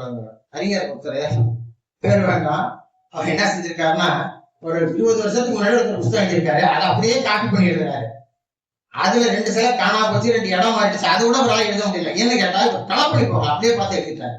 அப்புறம் திடீர்னு எனக்கு யோசனை வந்துச்சு. இப்படியே பேசிட்டு வரும்போது அங்க பாண்டிச்சேரி இங்க வந்தபோது என்கிட்ட கேட்டாங்க, சார் கீழவாசல் ஒரு சிலை இருக்குன்னு சொல்றாங்க அப்படின்னா, எனக்கு ஒரு 6 மாதம் டைம் நான் பார்த்து சொல்லிடுறேன் அப்படின்னு சொல்லி பார்க்கும்போது, நம்ம கீழவாசல்ல பத்திரகாளியம்மன் வடபத்திரகாளியம்மன் கோயில், ராகுகாளியம்மன் சொல்லுவாங்க, அதுக்கு பக்கத்துல ஒரு சிவன் கோயில். அந்த கோயில்ல ஒரு சிலை, அது சிவன் வீரபத்ரன், அது வேற பேர்ல வந்து இது என்ன செஞ்சுட்டாங்க, புத்தர்னு சொல்லி பதிவு பண்ணிட்டாங்க. ஐயப்பன் மாதிரி கால நடக்கணும் வளர்க்கணும். முதல் போகும்போது எனக்கு பயம். ஏன்னு கேட்டா வஸ்திரத்தோட இருக்கு, எங்க போனாலும் அவனுக்கு புடவைச்சர் ரொம்ப எச்சரிக்கையா இருப்பாரு. பல பேர் போனோடனே சடக்குன்னு துணியை எடுத்துருவாங்க. வழிபாட்டில் உள்ள எந்த சிலையின் மேல் உள்ள ஆடையையும் எடுக்கும் பொழுது கவனமா இருக்கணும். ஒன்று மரியாதை, அந்த பக்தி, இன்னொன்னு எடுக்கலாமான்னு கேட்டுக்கணும். அதை வந்து நான் ரொம்ப கவனமா இருப்பேன். அது கேட்கும்போது அவங்ககிட்ட முறைப்படி கேட்டது பண்ணணும். சரிப்பா எதுக்கு ஒண்ணும் இல்லைங்க, இடுப்புல என்ன இருக்குன்னு பார்க்கணும், உட்கார்ந்து இருக்கிற கோலத்தை பார்க்கணும், வயிற்றுக்கு மேல தெரியுது, இது கீழே தெரிய மாட்டேங்குதுன்னு சொன்னா அவங்க எடுத்து சேர்த்தான்னு சொன்னேன். போட்டோ எடுங்க, ஆனா நீங்க வெளியே இது பண்ண வேண்டாம் அப்படின்னு. அதே மாதிரி எடுத்து பார்த்துட்டேன். பார்த்து இது புத்த சிலை இல்லைன்னு சொன்னேன்னு அவங்களுக்கு சொல்றேன். பிரெஞ்சு நிறுவனத்துக்கு கடிதம் எழுதுறேன். பிரெஞ்சு நிறுவன ஆவண குறிப்பில் கீழவாசல் என்ற தலைப்பின் கீழ், கீழவாசல் என்ற ஊரின் பெயரில் உள்ள தலைப்பில் புத்தர் என்று குறிப்பிட்டுள்ள சிலை புத்தர் சிலை அல்ல அப்படின்னு சொல்லிட்டு, இதை பற்றி குடவாயில் பாலசுப்ரமணியம் ஏதோ ஒரு புக்ல ரெஃபரன்ஸ் கொடுத்திருக்காரு. அதை கிராஸ் ரெஃபரன்ஸ் கொடுத்து உரிய திருத்தத்தை தங்களுடைய பதிவுகளில் செய்ய வேண்டுகிறேன் அப்படின்ற அவங்க எனக்கு பதில் எழுதுறாங்க. நீங்கள் சொன்னதை நாங்கள் செய்து விடுவோம், இவ்வாறாக வேறு எது இருந்தாலும் எங்களுக்கு சொல்லுங்க அப்படிங்கிறாங்க. கும்பகோணம் மிக முக்கியமாக கும்பகோணம். பௌத்தம் என்றால் கும்பகோணம் நமக்கு தெரிந்து, அதாவது கும்பகோணம்னு சொன்னா ஆரம்பத்துல நாயன்மார்களால் குடமுக்குன்னு சொல்லப்பட்டது. நம்ம குடலை கிடந்தாம சொல்லுவாங்க, குடந்தைன்னு சொல்லி ஆழ்வார்களால் பாராட்டப்பட்டது. பிற்காலத்துல 17ஆம் நூற்றாண்டுல கும்பகோணம்னு பேர் இருந்தது. அந்த கும்பகோணத்துல அவ்வளவு பேர் பட்ட எங்க பார்த்தாலும் கோயில் தான். அங்க கும்பேஸ்வரன் கோயில் பின்னாடி எங்க வீட்டு, அந்த இடத்துல கும்பேஸ்வரன் கோயில் பிரகாரம் எங்க வீட்டுக்கு 2வது வீடு கும்பகோணம் பேர் கும்பேஸ்வரன் கோயில். நான் அடிக்கடி சொல்லுவேன், எங்க வீட்டுல நாங்க இல்லைன்னு சொன்னா நான் நண்பர்கள் எல்லாமே கோயில்ல தான் உட்காந்துருப்போம். இட்டுக்குள்ள விளையாடுறது, கபடி விளையாடுறதுல இருந்து எல்லா விளையாட்டும் அங்கதான், சண்டை போடுறது எல்லாம் அங்கதான், பஞ்சாயத்துல இருந்து எல்லாம் அங்கதான். வீட்டுல இல்லையா அங்க போய் பாருமா, வீட்டுல உள்பிரகாரம் இல்லாட்டி நாங்க வெளிப்பிரகாரம். அந்த கோவில் ஒரு கல்வெட்டு உள்ளதாக கும்பகோணம் அறிஞர் சொல்றாரு, சிவராமன் சொல்றாரு. அதை போய் பாக்குறேன். ஆய்வுல சேர்ந்ததுக்கு அப்புறம் நான் சேர்ந்த முக்கியமான பணி, துறை சார்ந்த மூத்த அறிஞர்கள் அனைவரையும் பார்த்து வந்துவிட்டேன். ஏன்னா அவர்களிடம் கிடைக்கும் செய்திகள் மிக முக்கியமானது. அப்படி சும்மா சேதராமன் பார்க்க போகும்போது அவர் சொல்றாரு, என்ன பண்ணாரு, அதான் இது மாதிரி பண்றாங்க. இப்ப இது வந்து இந்த தலைப்பு வந்து யாருமே துணிஞ்சு எடுக்க மாட்டாங்க, நீ எடுத்துட்ட என்ன, அதுக்காக நான் பாராட்டுறேன். 2வது, நீ நம்ம ஊர் பையன், அதனால உனக்கு என்ன வேணும் கேட்க மாட்டாங்க அப்படிங்கிற. சேதராமனை பத்தி பெரியவங்களுக்கு தெரியுங்க, அவங்களுக்கு மிகப்பெரிய கோடீஸ்வரர் ராமன் சேதராமன். இப்போ என்ன சொல்றாரு, ஒண்ணு செய், ஒரு நாளைக்கு என்கிட்ட நீ சொல்லிட்டு வா, நானும் அம்மாட்ட சொல்லிடுறேன், ஃப்ரீயா உட்காந்துக்குவோம், அதை சாத்திடுவோம், நீ என்ன கேள்வியோ என்கிட்ட கேள்வி அப்படின்னு சொல்லிட்டு கிட்டத்தட்ட 3 மணி நேரம் உட்காந்து பேசுறாரு. அதே மாதிரி ஒரு மகானிடம் நான் பார்த்தது இல்லை. நல்லா உயரமா நல்லா சாப்பா இருப்பாரு, வாய் திறக்கிறாரு.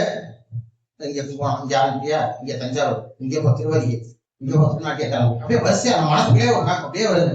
அவர் சொல்லிட்டே வரும்போது நான் என்ன செய்யறேன்னா, என் மனசுக்குள்ள ஒரு நாக்கு இருக்குங்களா நம்ம ஏரியான்னு சொல்லிட்டு, அதை தாண்டி அவர் சொல்றத பிடிக்காம அப்படியே உட்கார்ந்துருக்கேன்.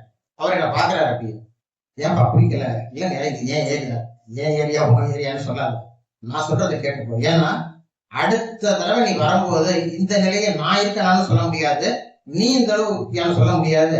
அதனால கிடைக்கும் குறிப்புகளை ஆவணப்படுத்திக்கொள். இப்பொழுது நீங்கள் வந்தாலும் கும்பகோணம் சேதுராமன் ஐயா கொடுத்த தன் குறிப்பை நான் காண்பிக்கிறேன், கையாலதான் எழுதியிருக்கேன், காண்பிக்கிறேன். அதுல ஒரு குறிப்பு முக்கியமா சொல்லிடுறேன். அவர் சொல்ற செய்திகளில் வந்து திருநாட்டியத்தாங்குடியில ஒரு புத்த சிலை இருக்குப்பா அப்படின்ற. நான் வந்து பட்டியல் எடுத்துட்டே வந்ததுல எல்லா சிலையும் பார்த்துட்டு, ஆனா திருநாட்டியத்தாங்க விட்டுட்டேன். அதுக்கப்புறம் ஒரு நாள் திடீர்னு குடாவில் வர சொன்னேன். என்ன சொல்றாரு, திருநாட்டியத்தாங்குடியில ஒரு சிலை பார்க்கணும், திருநாட்டியத்தாங்குடியில யோசனை பண்றேன். அதாவது நான் பார்த்ததுக்கும் எதுக்கும் கிட்டத்தட்ட 4 வருஷமா 5 வருஷத்துக்கு மேல இடைவெளி இருக்கும். சரி போகலாம் சார் அப்படின்னு சொல்லிட்டு போனா, திருநாட்டியத்தாங்குடியில அதாவது மற்ற புத்தர் சிலைகள் இருந்து வேறுபட்ட அமைப்புல அது புத்தர் சிலை தான் நடக்கும். பத்திரிகை செய்தி கொடுத்து வந்துருச்சு. அந்த திருநாட்டியத்தாங்குடி பற்றிய பிரைமரி சோர்ஸ், முதல் சோர்ஸ் எனக்கு கிடைச்சது வந்து சேதுராமன் ஐயாட்ட. ஆனால் அதை நான் சரியாக பின்பற்றாததால் அது விடுபட்டது. ஆனா எனக்கு சரியாயிடுச்சு. அந்த சிலையை பார்ப்பதற்காக மறுபடி போகணும்னு ஆசைப்பட்டு போறேன். இங்க நடந்துருக்க தஞ்சாவூர்ல ஜெயபாலம் ஒருத்தர் இருக்காரு, கோயிலுக்கெல்லாம் தேவாரத்தாங்களுக்கெல்லாம் போகும்போது அங்க போற திருநாட்டியத்தாங்குடி கோயிலுக்கு போவோம். சரி நம்ம பத்திரிகை செய்தி கொடுத்தோம், அந்த சிலை எடுத்து பார்க்கலாம்னு சொல்லிட்டு வேகமா ஓடுறாங்க கோயிலுக்குள்ள. டிரைவர்ல போறேன், சாமி எங்க சாமி முக்கியம் இல்ல, சாமி நேரம் முடியாதுன்னா உள்ள போயிட்டு இருக்காங்க. டிரைவர்ல ஒரு 10 நிமிஷம் இருப்பா வந்துடுறேன்னு சொல்லிட்டு கிட்டத்தட்ட வயல்ல ஓடுறேன். மணி 5 மணிக்கு மேல ஈட்டிக்கிட்டு இருக்கு. அங்க அந்த சிலை இருக்கு, மூங்கில் தோப்பு.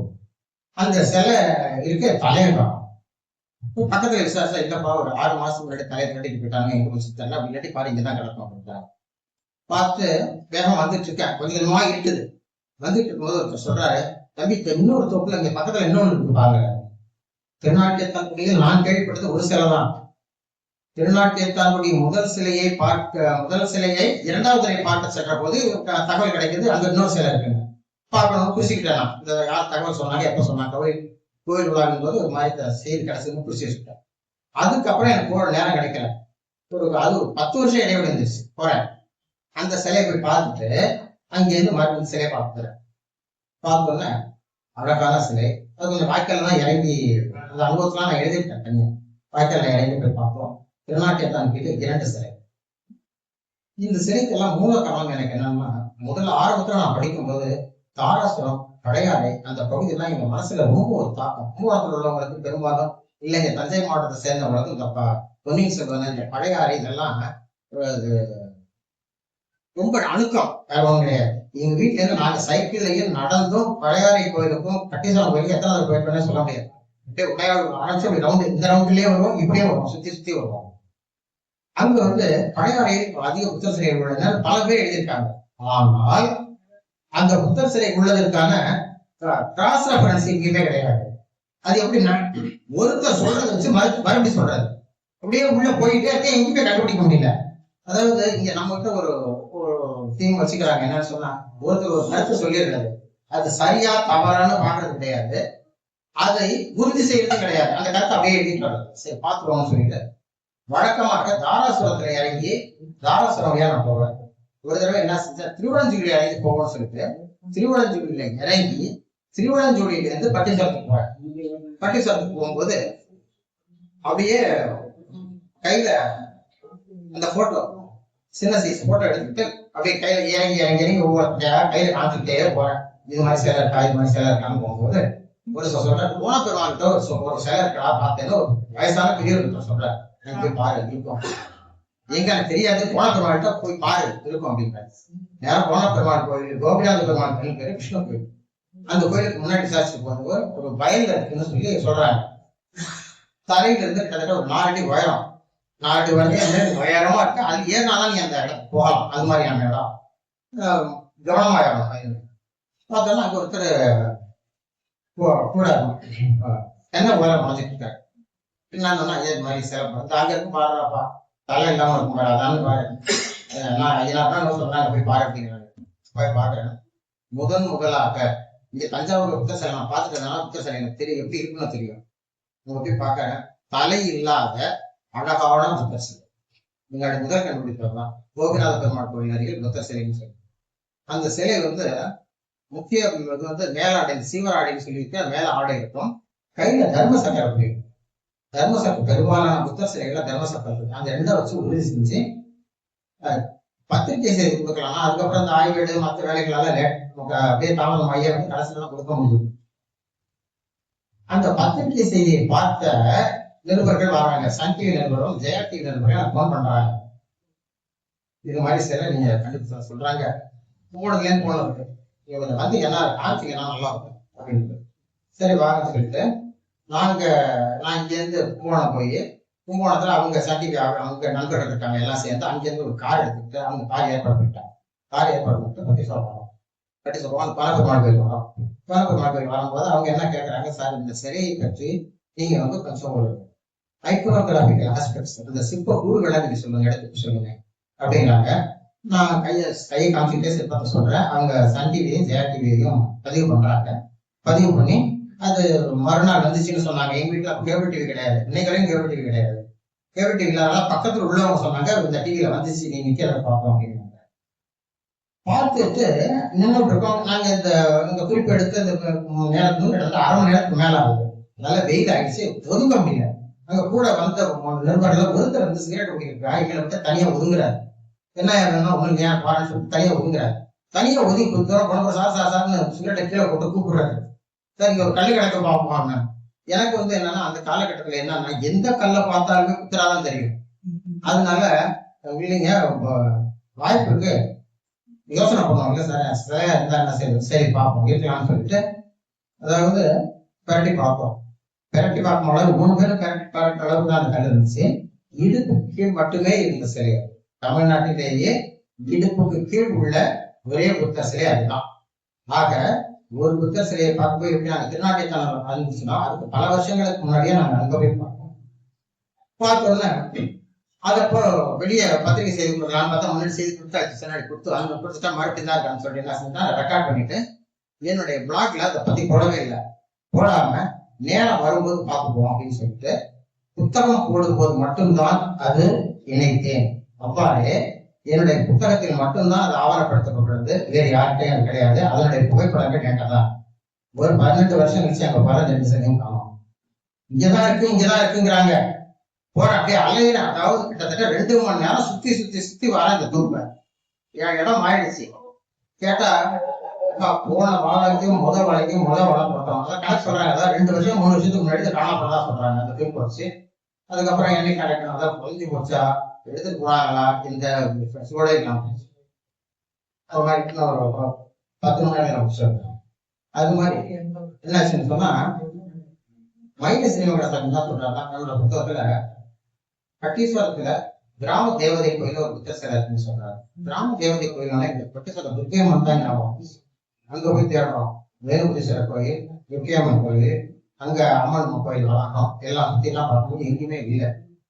அப்புறம் பார்க்கும்போது புடவை சார் சொல்றாரு, நீ ஆவூர் ரோட்ல போய் பாரு, அங்க ஒரு கோயில்ல இருந்த மாதிரி தெரிஞ்சுது அப்படின்னு. அப்புறம் ஆவூர் ரோட்ல போனா அங்க ஒரு கோயில்ல வெளியே தமிழ்நாட்டில் போதி மரத்துடன் அழகாக உள்ள சிறிய புத்தர் சிலை நம்ம கந்தை ஜெயகோடன் பார்த்தாரு. மிக அழகு. நீங்க இதுல உலகத்துல செலுத்தினா அப்படி இருக்கும். அந்த மாதிரி இருக்கும். வாய்ப்பு இருந்தா பட்டிசல்ல போய் பாருங்க. கண்ணுக்கு அவ்வளவு அழகா இருக்கும் பார்க்க. அந்த சிலை எடுத்தா பார்த்து போட்டோ எடுக்க போறேன். என்ன ஊருக்காரெல்லாம் உடுத்து எடுத்தாங்க, அடிக்க வந்தாங்க. எனக்கு பயம் வந்துருச்சு. நான் தனியா இருக்கேன். அதாவது எனக்கு சைக்கிள் வேணும், நானும் வேணும், என்னையும் காப்பாற்றணும். அப்புறம் பயந்துக்கு உடையாந்துட்டேன். பண்ணோன்னா என்ன செய்யறது தெரியல. பல பேரை வச்சு முயற்சி பண்ணேன். அப்புறம் பல்கலைக்கழகத்துல ஒரு ஊர்தி ஓட்டுநர் அங்க வேலை பார்த்தேன். அவரை பிடிச்சேன். எப்ப அது மாதிரி இருக்க நீங்க வாங்க சார், நான் கூப்பிட்டு போறேன் அப்படின்னு. அங்க வந்து மாசம் அந்த அந்த பிரிஸ்ட் மாறுவார். ஒரு ஆள் மாறும்போது கூட்டு தெரிஞ்சவெல்லாம் அப்படி ஆய்வு பாதம் சொல்றான்னு சொல்லலாம். அதுக்கப்புறம் அதை எடுத்து புகைப்படம் நான் சொல்லிட்டு என்னோட ஆய்வகத்தை சேர்த்தேன். இது ஒரு சிறப்பு என்னன்னா, அந்த நான் புகைப்படம் எடுத்து ஒரு 2 வருஷம் கழிச்சு எனக்கு பொண்ணு வந்து கட்டி சொல்றேன். அந்த சிலை காணாம சீக்கிரம் உடனே வந்தாங்க. அது சிலை காணாம நான் இருக்கியா வரணும் அப்படிங்கிறேன். இல்ல சார் நீங்க பாத்தீங்களா தெரியும் பயந்துட்டு நான் உள்ள போறேன். உள்ள போய் பார்த்தா அதான் அந்த சிலையை அதான் எடுத்து போக முயற்சி பண்ணியிருக்காங்க. உள்ளூர் மக்கள் என்ன செஞ்சிருக்காங்கன்னா பாதுகாப்பு கருதி உள்ள அம்மன் சிலைக்கு பக்கத்துல கொண்டு போய் பத்திரமா வச்சிருக்காங்க. வெளியில இருந்த சிலை முதல் களப்பணியின் போது கோயிலுக்கு வெளியே பல சிலைகள் இருக்காங்க. புத்த சிலை பல பேர் உள்ள கொண்டு போயிட்டாங்க. அதுக்கப்புறம் கும்பாபிஷேகத்துக்கு அப்புறம் மிக சிறப்பா அமைச்சு வச்சிருக்காங்க. கும்பகோணத்தை பத்தி, இந்த கல்வெட்டை பத்தி செய்தி சொல்றவங்க, கும்பகோணத்துல சிவசிவன் கோயில் உள்ள ஒரு கல்வெட்டு தான் தமிழ்நாட்டிலேயே பௌத்தம் இருந்ததற்கான கடைசி சான்றாக தெரிகிறது. அதுக்கப்புறம் வளர்ந்ததெல்லாம் நம்ம சிலை கேட்டோம். அந்த கல்வெட்டு 1580ஆம் வருஷம் சிவப்பநாயகர் காலத்துல கல்வெட்டு. கும்பகோணத்துக்கு பக்கத்துல திருவிழந்துறைன்னு ஒரு ஊர்ல புத்தர் கோயில் இருந்ததற்கான ஒரு கல்வெட்டு. இப்ப எப்படி இந்த ஆனைமங்கல செப்பேடு சொல்லுதோ அது மாதிரி அங்க திருவிழந்துறை போய் பார்த்தா இந்த காலம் இங்கே பார்த்தா தெரியல. அப்புறம் விசாரிச்சோன்னே சேதுராமன் சொல்றாரு, நல்லா பாரு, முதல்ல நேரம் நந்திக்கு அப்புறம் கைலாச வாசல்னு சொல்லுவாங்க. கைலாசம்னு கேளு, பழைய ஆளா இருந்தா தெரியும், இல்லாட்டி நீ நந்திக்கு பக்கத்துல உள்ள கதவை போய் பாரு அப்படின்னாரு. நந்தியை அடுத்து உள்ள பெரிய கோயில், அந்த டோர் ஜாம்னு சொல்லுவாங்க. நிலை காலில் அந்த புத்த கோயில் தம்மமாக்குங்கிற வார்த்தை நம்ம தமிழ்ல தான் இருக்கும். நல்லா கண்ணால நேரம் பார்க்கலாம். அது என்ன தடவை ஒரு மாதிரி ஆக்கிட்டாங்க. 2 தடவை நான் பார்த்தது கூட 2 தடவை 3 தடவை கும்பாபிஷேகம் ஆச்சு. கும்பாபிஷேக நேரத்தின் முன்பாக போய் அவங்ககிட்ட சொல்லியிருக்கேன், இந்த மாதிரி ஒரு புத்த கல்வெட்டுங்க, அது ரொம்ப முக்கியம், எக்காரணம் மட்டும் இதை அழிஞ்சிடவோ மூடிடவோ கூடாதுங்கிற மாதிரி நான் செய்தி சொல்லிட்டு. அதற்கு அடுத்தபடியாக இந்த மோடி வந்திருந்த ஆனைமங்கல செப்பேடுகளை பற்றி ஒரு செய்தி.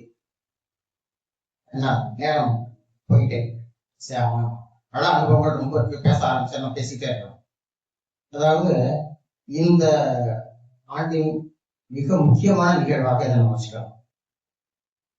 பிரதமர் அங்கிருந்து எடுத்து வரும், இந்த நெதர்லாந்துல இருந்து எடுத்து வரும் இந்த ஆனைமங்கல செப்பேடு 2 தொகுதிகள். சில பேர் வெறும் 21 சொல்றாங்க. 21 + 3 21 வந்து லார்ஜர் லைடன் கிளான்ஸ் எனப்படும் பெரிய ஆனைமங்கல செப்பேடுகள். சிறியது ஸ்மால் லைடன் கிளான்ஸ் எனப்படும் சிறிய ஆனைமங்கல செப்பேடுகள். பெருசு 21 பிளேட்டு, சின்னது 3 பிளேட்டு. என்னோட ஆய்வுல எப்படி நாகப்பட்டினம் புத்த சமுத்திரங்களை கொண்டு வந்தோம், அது மாதிரி இந்த ஆனைமங்கல செப்பேடை எப்படி புகைப்படத்தை கொண்டு வரணும் எனக்கு ஒரு ஆசை. பல பேர் கேட்ட போது யாருக்கும் ஒன்றும் ஐடியா இல்லை. எனக்கு இது இப்ப உடனே எடுத்து கைது செல் அடிக்கிறாங்க, படிச்சிடுறாங்க. எங்க இருக்கணும்னா குறிப்பிட்ட லெய்டன்னு படிச்சேன். லெய்டன்ங்கிறது எங்க இருக்குன்னு பிற நூல்கள் மாமா தெரிஞ்சுக்கிட்டேன். நெதர்லாந்துல இருக்குன்னு சொல்லிட்டு அட்ரஸ் தெரியாது. என்ன செய்யுது, ஒன்றுமே கிடையாது. டைரக்டர் லெய்டன் யூனிவர்சிட்டி நெதர்லாந்து, அவ்வளவுதான். அப்புறம் வந்து Jambulingam scholar Tamil University scholar school of Tamil University Thanjavur போட்டு ஒரு லெட்டர் எழுதுறாங்க. ஏர்மையில் எழுதுறேன், டைப் பண்ணி. அனைத்து கடிதங்களும் என்னதான் நான் டைப் பண்ணதுதான். எதுவும் தப்புனாலும் நான் தான் தப்பு இருக்காங்க. எடுத்து எழுதி அனுப்புறேன். இது மாதிரி உங்களுடைய பல்கலைக்கழக பராமரிப்பில் பாதுகாப்பில் உள்ள ஆணையங்களை செப்பேடுகளை புகைப்படங்களை நான் என்னுடைய ஆய்வேட்டில் இணைப்பாக தர விரும்புகிறேன். ஏன்னா பல பேர் அதை பத்தி சொல்லியிருக்காங்களே தவிர ஆரம்பத்துல யாரோ ஒருத்தன் எபிகிராபி கல்வெட்டு அறிக்கையில போட்ட போட்டோவையே எடுத்து போட்டுட்டு இருக்காங்க. அந்த செப்பேடு பார்த்தா என் ஆசிஸ் கண்டிஷன் பார்த்தா எப்படி இருக்குங்கிறது இவங்களுக்கு யாருக்கும் தெரிய மாட்டேங்குது. இதை நான் சொல்றது 1998-99. அதுக்கப்புறம் ரிஃபண்ட் எல்லாம் மாறி போச்சு. பல பேர் அதை பார்த்தாங்க, போட்டோ எடுத்தாங்க, அதை வச்சு பிரபலம் ஆனாங்க. அது அடுத்த விஷயம். எழுதணும்னா நான் எழுதிய மொழி நடை அவர்களுக்கு புரியவில்லை. என்னோட இங்கிலீஷ் புரியலையா இல்ல அவங்களுக்கு லாங்குவேஜ் புரியலையான்னு எனக்கு தெரியல. அவங்க என்ன செஞ்சாங்க, நீங்க கேட்கறது என்னன்னு எங்களுக்கு புரியல, மறுபடியும் தெளிவா சொல்லுங்கன்னு சொன்னாங்க. கல்வெட்டு அறிக்கையில இருந்து 2 காப்பி எடுத்து அந்த இணைச்சு இது உங்களிடம் உள்ளது, அதாவது காப்பர் பிளேட்ஸ் ஒரு வளையத்துல சுத்தி இருக்கும், இது ஒரு டேபிள்ல வச்சு காமிச்சா எப்படி இருக்கும், அதை அப்படி அது மாதிரி நம்ம போட்டோ வேணும் அப்படின்னு எழுதி அனுப்பிச்சிருந்தோம். இந்த நான் 2வது கடிதம் அனுப்பும்போது அவங்க வந்து முதல் கடிதத்தை படிச்சு ஓரளவு புரிஞ்சுக்கிட்டாங்க. என்னோட 2வது கடிதம் போய் சேர்றதுக்குள்ளே அவங்க என்ன செஞ்சாங்க, வித்தவுட் எனி கவரிங் லெட்டர் இல்லாமலேயே 2 செப்பேடுகளின் புகைப்படங்களை அனுப்பிச்சு வச்சுட்டாங்க. Smaller Leiden plates, larger Leiden plates வந்துருச்சு. கவரிங் லெட்டர் எதுவுமே கிடையாது. அவங்க என்னோட டூ அட்ரஸ் இருக்கு, அவங்களோட அட்ரஸ் இருக்கு. அதை நான் முகநூலோட பதிஞ்சிருக்கேன். என்னோட பிளாக்ல எழுதி பார்த்துக்கலாம். 98-99 ஒரு செவ்வாய் இருந்தாலும் அவங்களுக்கு லெட்டர் எழுதுறேன். இது மாதிரி இடைப்பட்ட இந்த இன்டர்மீனியன் கேஸ்ல வந்து நம்ம கரஸ்பாண்டன்ஸ் நடந்துட்டு இருக்கும்போது இது எனக்கு கிடைச்சது. நன்றி. இதை நான் ஆய்வேட்டில் தான் பயன்படுத்துவேன் என்பதை உறுதிக்கிறேன்னு எழுதிட்டேன். அவங்க என்ன எழுதுனாங்க, ஆய்வேட்டில் பயன்படுத்துறது ரைட்டு, இது நாங்க கொடுத்ததுனால நீங்க ஓசியா கொடுத்தோம்னு நினைச்சுக்க வேண்டாம், இதை ஆய்வுக்கு மட்டும்தான் பயன்படுத்த வேண்டும். ஒருவேளை நூலாக வெளியிடும் பட்சத்தில் எங்களிடம் அனுமதி பெற்று போட்டுவிட்டு நூலின் படியே எங்களுக்கு அனுப்ப வேண்டும் எழுதியிருந்தாங்க. எங்களுக்கு என்ன சிக்கல்னா, இந்த ஆங்கில மொழி சிக்கல் தான், வேற ஒண்ணும் கிடையாது. இந்த கொஞ்சம் ஆங்கிலம் எனக்கு உதவுச்சு. மறுபடியும் எழுதி அவங்களுக்கு போட்டு அனுப்பிச்சேன். போட்டோன்னா அவங்க இந்த கடிதம் அனுப்பிச்சிருந்தாங்க. அதை அப்படியே கலர் புகைப்படமாக 99 என் ஆய்வேட்டில் அதுக்கு இணைச்சிருக்கேன். தமிழ்ல எழுதும்போது, ஆங்கிலத்தில் எழுதும்போது லார்ஜர் லைடன் பிளேட்ஸ் அப்படின்னு எழுதியிருக்கேன். தமிழில் பெரிய ஆணைமங்கல செப்பேடுகள் அப்படின்னு. அப்ப இன்னும் நினைவு இருக்கு. பக்கத்துல உள்ள நண்பர்கள் எல்லாம் கிண்டல் பண்ணுவாங்க, லைடன்னு போட்டா நீ லீடன்னு போடு, இல்ல ஆணைமங்கல்னு போட்டா ஆணைமங்கல். நான் சொன்னேன், இது நம்ம மண்ணு, என்ன நம்ம மண்ணுக்கு உள்ளது என்ன ஞாபகம் இருக்கு நான் சொன்னது. என்ன லைடன்ங்கிறது அகாட்ல இருக்கு, பாதுகாப்பு வச்சுக்கோ. இங்கிலீஷ்ல கட்டசின்னு போட்டு, இங்கிலீஷ்ல கட்டசி லைடன் யூனிவர்சிட்டின்னு போட்டேன் ஃபுல்லா. தமிழ் அதுக்கு கீழேயே பெரிய ஆணைமங்கல செப்பேடுகள், சிறிய ஆணைமங்கல செப்பேடுகள் தமிழ் எழுதினேன். அப்போ நான் எழுதின அர்த்தம் எனக்கு இப்ப சந்தோஷமா இருக்கு. அந்த கண்ணோட்டத்துல யாரும் நினைச்சே பார்த்துக்க மாட்டாங்க. ஆங்கிலத்தில் பெரிய லைடன் செப்பேடுகள், லார்ஜ் லைடன் பிளேட்ஸ் கீழே எழுதியிருப்போம் பெரிய லைடன் செப்பேடுகள், சிறிய லைடன் செப்பேடுகள். எனக்கு சிறிய லைடன் பெரிய லைடன்ங்கிறதே எனக்கு ஒத்து இல்லை. ஆணைமங்கலம் நம்ம ஊரு தானமா கொடுத்துருக்கான். ராஜராஜன் தானமா கொடுக்குறாரு, நிறைய செய்யறேன். ராஜராஜன் தானமா கொடுக்குறாரு. நம்ம இப்ப எல்லாம் இந்த அண்ணன் தம்பி அப்பா அப்பா அம்மா கொடுப்பாங்க, பெரியவன் அந்த வீட்டை எடுத்துக்கோ, சின்னவன் இந்த வீட்டை எடுத்துக்கோ, பேரன் அதை எடுத்துக்கோ அப்படின்னு வாய்மொழியா அதை ராஜராஜன் செஞ்சிருக்காரு. ராஜேந்திரன் என்ன செய்யறாரு, அதை ஆவணப்படுத்துகிறார். அதான் மெயின். அவனுக்கு அது எல்லாம் பத்திரிகை செய்திருந்துச்சு, எல்லாம் பத்திரிகையில பார்த்துக்கலாம், என்ன சந்தேகம்னாலும். அதுல படுக்கும்போது அப்ப அந்த பள்ளி ராஜராஜ பெருமொழின்னு ராஜேந்திரன் தெரியல, ராஜராஜ பெருமொழின்னு இருக்குது. அதுக்கப்புறம் குலோத்துங்கர் பீரியட்ல வந்து என்ன இருந்துச்சுன்னா மறுபடி அவன் என்ன செய்யறான், அவன் கொஞ்சம் நிலத்து கொடுக்குறான். அப்ப ராஜேந்திர பெருமொழின்னு 2 பெருமொழி பள்ளி இருந்திருக்கு அந்த இடத்துல. ஆனா இப்பொழுது அது சுவடு இல்லாம போய்விட்டது. அந்த அந்த இடத்துலதான் இதை கொண்டு வந்து வைக்க வேண்டும் என்று என்ற சில பத்திரிகை நடுவர்கள் கேட்டாங்க, நான் சொல்லியிருக்கேன். அது அரசு முடிவு செய்யும், நல்லபடியா அது முடியும் என்று நாம் நினைப்போம். ஒரு தேடல் என்பதானது இலக்கு, முதலில் இலக்கு, அடுத்தது ஆர்வம், அடுத்தது தொடர்படி, அவ்வாறான ஒரு நிலை. அதை தவிர எனக்கு நண்பர்களும் அறிஞர்களும் கொடுத்த ஒத்துழைப்பு தான் இந்த அளவுக்கு ஒரு நூலை தொடரும் அப்படின்றது. என்னுடைய களப்பணி அனுபவங்களை தனியாக நூலாக எழுதி வருகிறேன். அது விரைவில் வெளிவரும். காலத்தின் அருமைகிறது இத்துடன் முடித்து நிறைவு செய்கிறேன். எந்த ஐயம் என்று வேணாலும் என்னிடம் கேட்கலாம், அல்லது தொலைபேசி நண்பர்கிட்ட வாங்கிக்கங்க. சோழ நாட்டில் பௌத்தம் தொடர்பாக புகைப்படங்களோ செய்தியோ, கடந்த 40 ஆண்டுகளில் இப்பகுதிகளில் பௌத்தம் தொடர்பான பத்திரிகை செய்திகளோ, பெரிய அறிஞர்களின் செய்திகளோ, ஏதோ ஒரு கோலஃபார்ம் அடிக்குறிப்பு வேணும் கேளுங்க, நான் தான் கிட்டத்தட்ட 20 வால்யூம் வச்சிருக்கேன் வெயின் பண்ணி.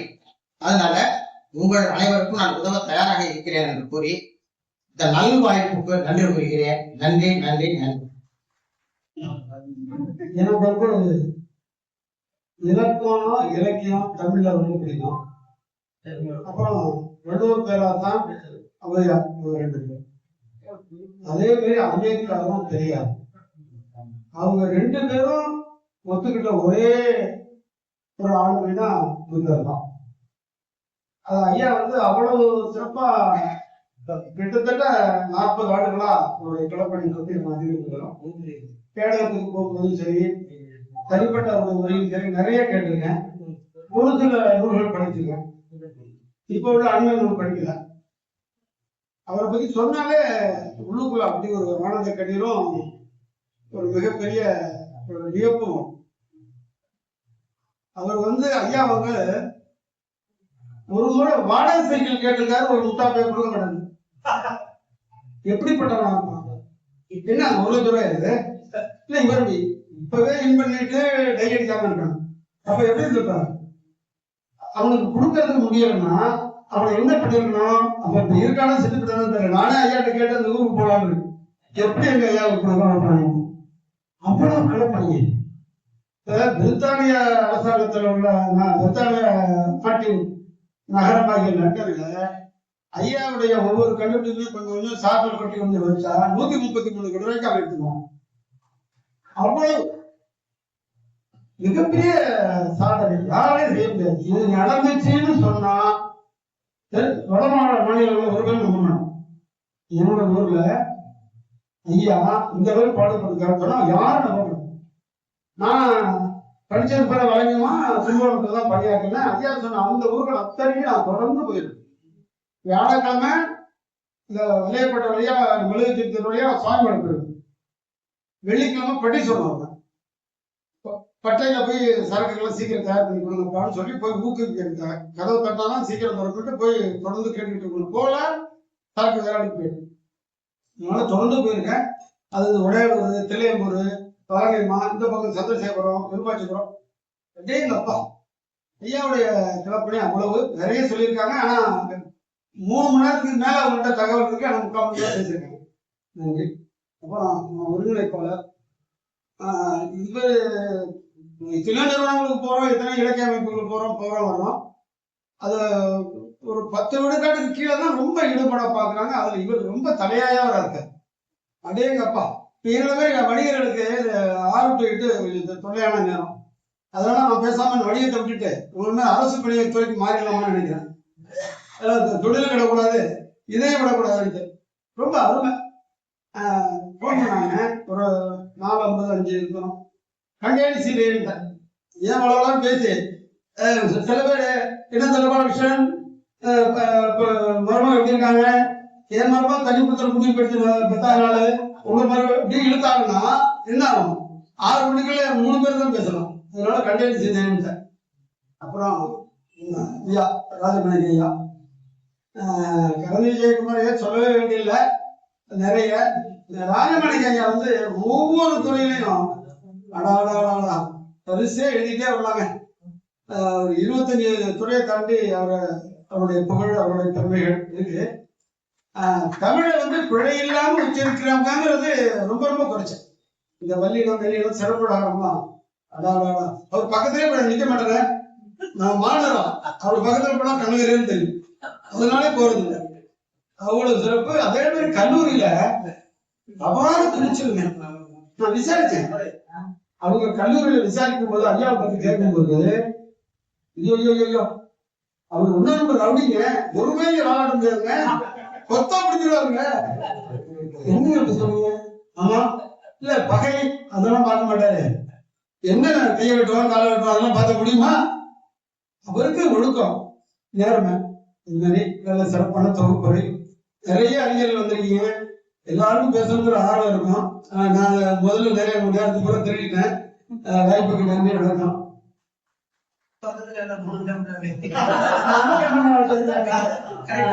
ரொம்ப மகிழ்ச்சியான ஒரு நல்ல ஒரு உரை. ஒரு நிமிடம் அப்படிங்கிறது ஐயாவுடைய உரையை பத்தி சொல்வதற்கு நிறைய சொல்ல வேண்டியது இருக்கு.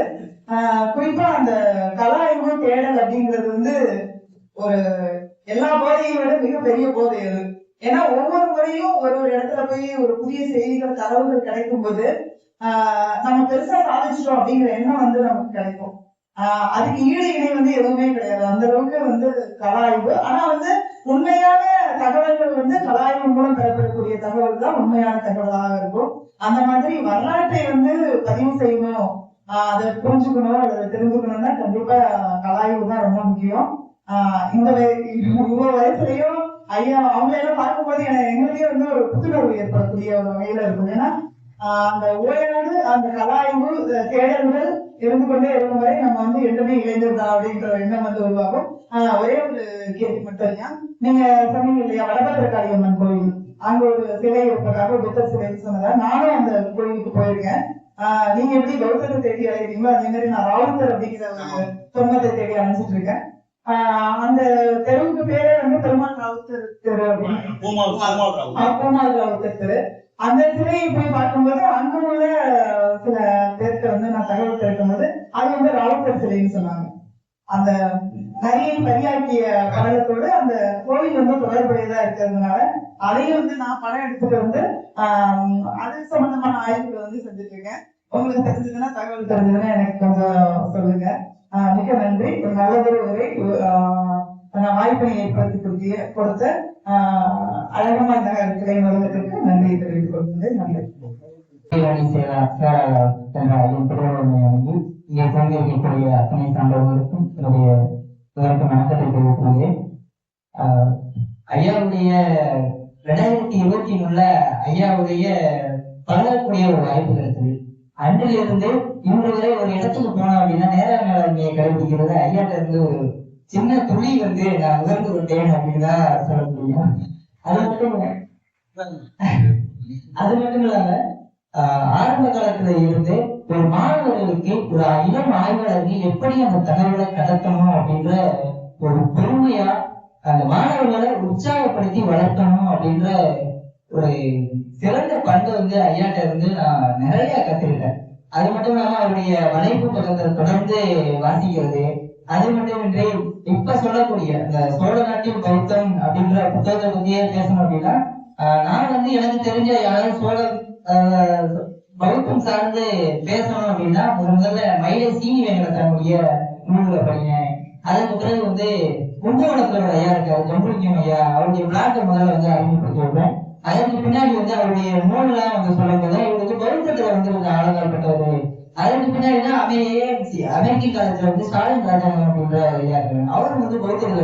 இவங்களுடைய நூல்கள் இவர்களெல்லாம் தொடர்பு போனீங்கன்னா உங்களுடைய ஆய்வு சார்ந்து பயணிக்க முடியும் அப்படின்றத என்னுடைய நண்பர்கள் வட்டாரத்துல சொல்ல ஆரம்பிச்சு. இப்ப ஐயாவுடைய உழைப்பு ஒரு முன்னாள் உழைப்பை கொண்டு அவருடைய புத்தகமா இருக்கட்டும் பௌத்தத்துல இவர் அப்படின்ற அளவுக்கு ஒரு ஆழங்கால் பட்டு அவருடைய ஆய்வு பிறப்பை வந்து பரப்பி கொண்டு இருக்காங்க. அந்த மாதிரியாதான் நாங்க வந்து ஏதாவது ஒரு களத்துல நானும் என்னுடைய நண்பர்கள் தான் பேசிட்டே இருப்போம், நமக்குன்னு ஒரு களத்தை உருவாக்குங்க, அந்த களத்துல ஆழங்கால் பட்டாதான் நம்ம அதை சாதிக்க முடியும் அப்படின்றத சொல்லிட்டே இருப்போம். கண்டிப்பா உங்களுடைய இந்த ஆய்வு பரப்பை பார்த்துட்டு நாங்களும் எங்களுக்கான ஒரு தளத்தை உருவாக்கணும் அப்படின்ற இன்னும் உற்சாகம் வருவீங்க. ரொம்ப நன்றிங்க. நாங்களும் இந்த ஒரு அரிசி தாக்கில சின்னூறு கொய்ய அரிசியும் சேர்ந்து இருக்கும்போது அந்த அரிசி முறையை பார்க்கும்போது அதுவும் ஒரு அரிசி தான் அப்படின்னு சொல்ற மாதிரி நாங்களும் ஒரு சின்ன புள்ளியில இப்பதான் ஒரு சின்ன ஆய்வாளராக முயற்சிட்டு இருக்கோம். அதனால 90 விழுக்காடு தோழன் சொல்லிட்டான். நான் வந்து நீங்க புத்தக பத்தி பண்ணிட்டு இருக்கிறதுனால என்னுடைய ஒரே ஒரு செய்தி, அரியலூர் மாவட்டத்துல விக்கிரமங்கலம் அப்படின்னு ஒரு ஊர்ல புத்தகத்துல இருக்கு. அதை நீங்க ஆய்வு பண்ணிருக்கீங்களா? அதை தெரிஞ்சுக்கலாம் உங்கள்கிட்ட கேட்டு அப்படின்னு ஒரு அதை ஆய்வு பண்ணிருந்தீங்க. அது மட்டும் தாங்க, அந்த 2 புத்தகத்துல இல்லையா, அது என்னுடைய கண்ணுப்பட்ட எங்களுடைய ஊரோட அருகாமையில இருக்கு. அத நாங்க சுற்றி பார்த்துருக்கோம். ஆனா அதுல பெருசா இல்லை. நீங்க ஆரம்பப்பட்டவர்கள்ட்ட கேட்டு நிறைய தெரிஞ்சுக்கலாம் அப்படின்றதுனால என்ன கேட்டீங்க.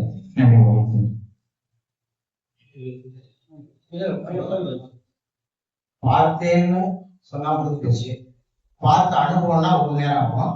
விக்ரமங்கலத்துல எங்க சிலையை பார்த்து அந்த சிலையை 3 தடவை போய் பார்த்துருக்கேன். அந்த சிலையை வந்து என்ன செய்யறாங்கன்னு சொன்னா, மழை பெய்யாட்டி அங்க உயர்த்தாப்புல முன்னாடி ஒரு வேல் வச்சிருக்காங்க. அந்த வேலை எடுத்துட்டு போய் சத்தம் போட்டுட்டே மழை தட்டிட்டே ஊர் ஃபுல்லா வந்து அந்த இடத்த வந்தா மழை வரும்னு சொல்லுவாங்க. இன்னொரு சிறப்பு, நான் 2வது தடவை போகும்போது ஒரு 70 வயசு அம்மா ஒண்ணு, நீதான் பத்தியாப்பா போன தடவை அங்க வந்து பார்த்துட்டு போறேன் அப்படின்னாங்க. இதை இன்னும் 1/2 மணி நேரம் பேச முடியும். காலத்தின் பேரு ஐயா சொன்னதை கேட்டவங்க, அதாவது வாழ்வது வாழும் கலை என்றால் அது சாவது சாகும் கலை தான். அப்படிதானே பொதுவாக எல்லாரும் சொல்லுவேன். ஆனா வாழ்றது 1000 10,000 புதுசுகள் 10 தெரியாது எல்லாருமே எப்படி இருந்துச்சு எவ்வளவு ப்ரோக்ராம் வருது. ஆனா சாவறது வந்து யாருமே வரவேற்கிறது இல்லை. அது இயற்கையா நடக்கிறது. அது வந்து யாரும் வரவேற்கிறது, அது வந்து பேசுறது இல்லை, அது விரும்புறது கிடையாது. ஆனா இயற்கையில சொல்லணும்னு கேட்டீங்கன்னா புத்தர் வரவேற்றார், புத்தர் சாவை வந்து வரவேற்றார் இல்லைங்களா. ஒரு காலத்துல வந்து தமிழ்நாட்டுல புத்தகமும் தமிழும் எப்படி இருந்துச்சுன்னு நிறைய முரண்பாடு வரலாற்றுல இருக்கு. அழிக்கப்பட்டு விடுறது சொல்றாங்க. அதன் அதிக பேசுவது இப்ப நான் ஒரு கவிதை ஒண்ணு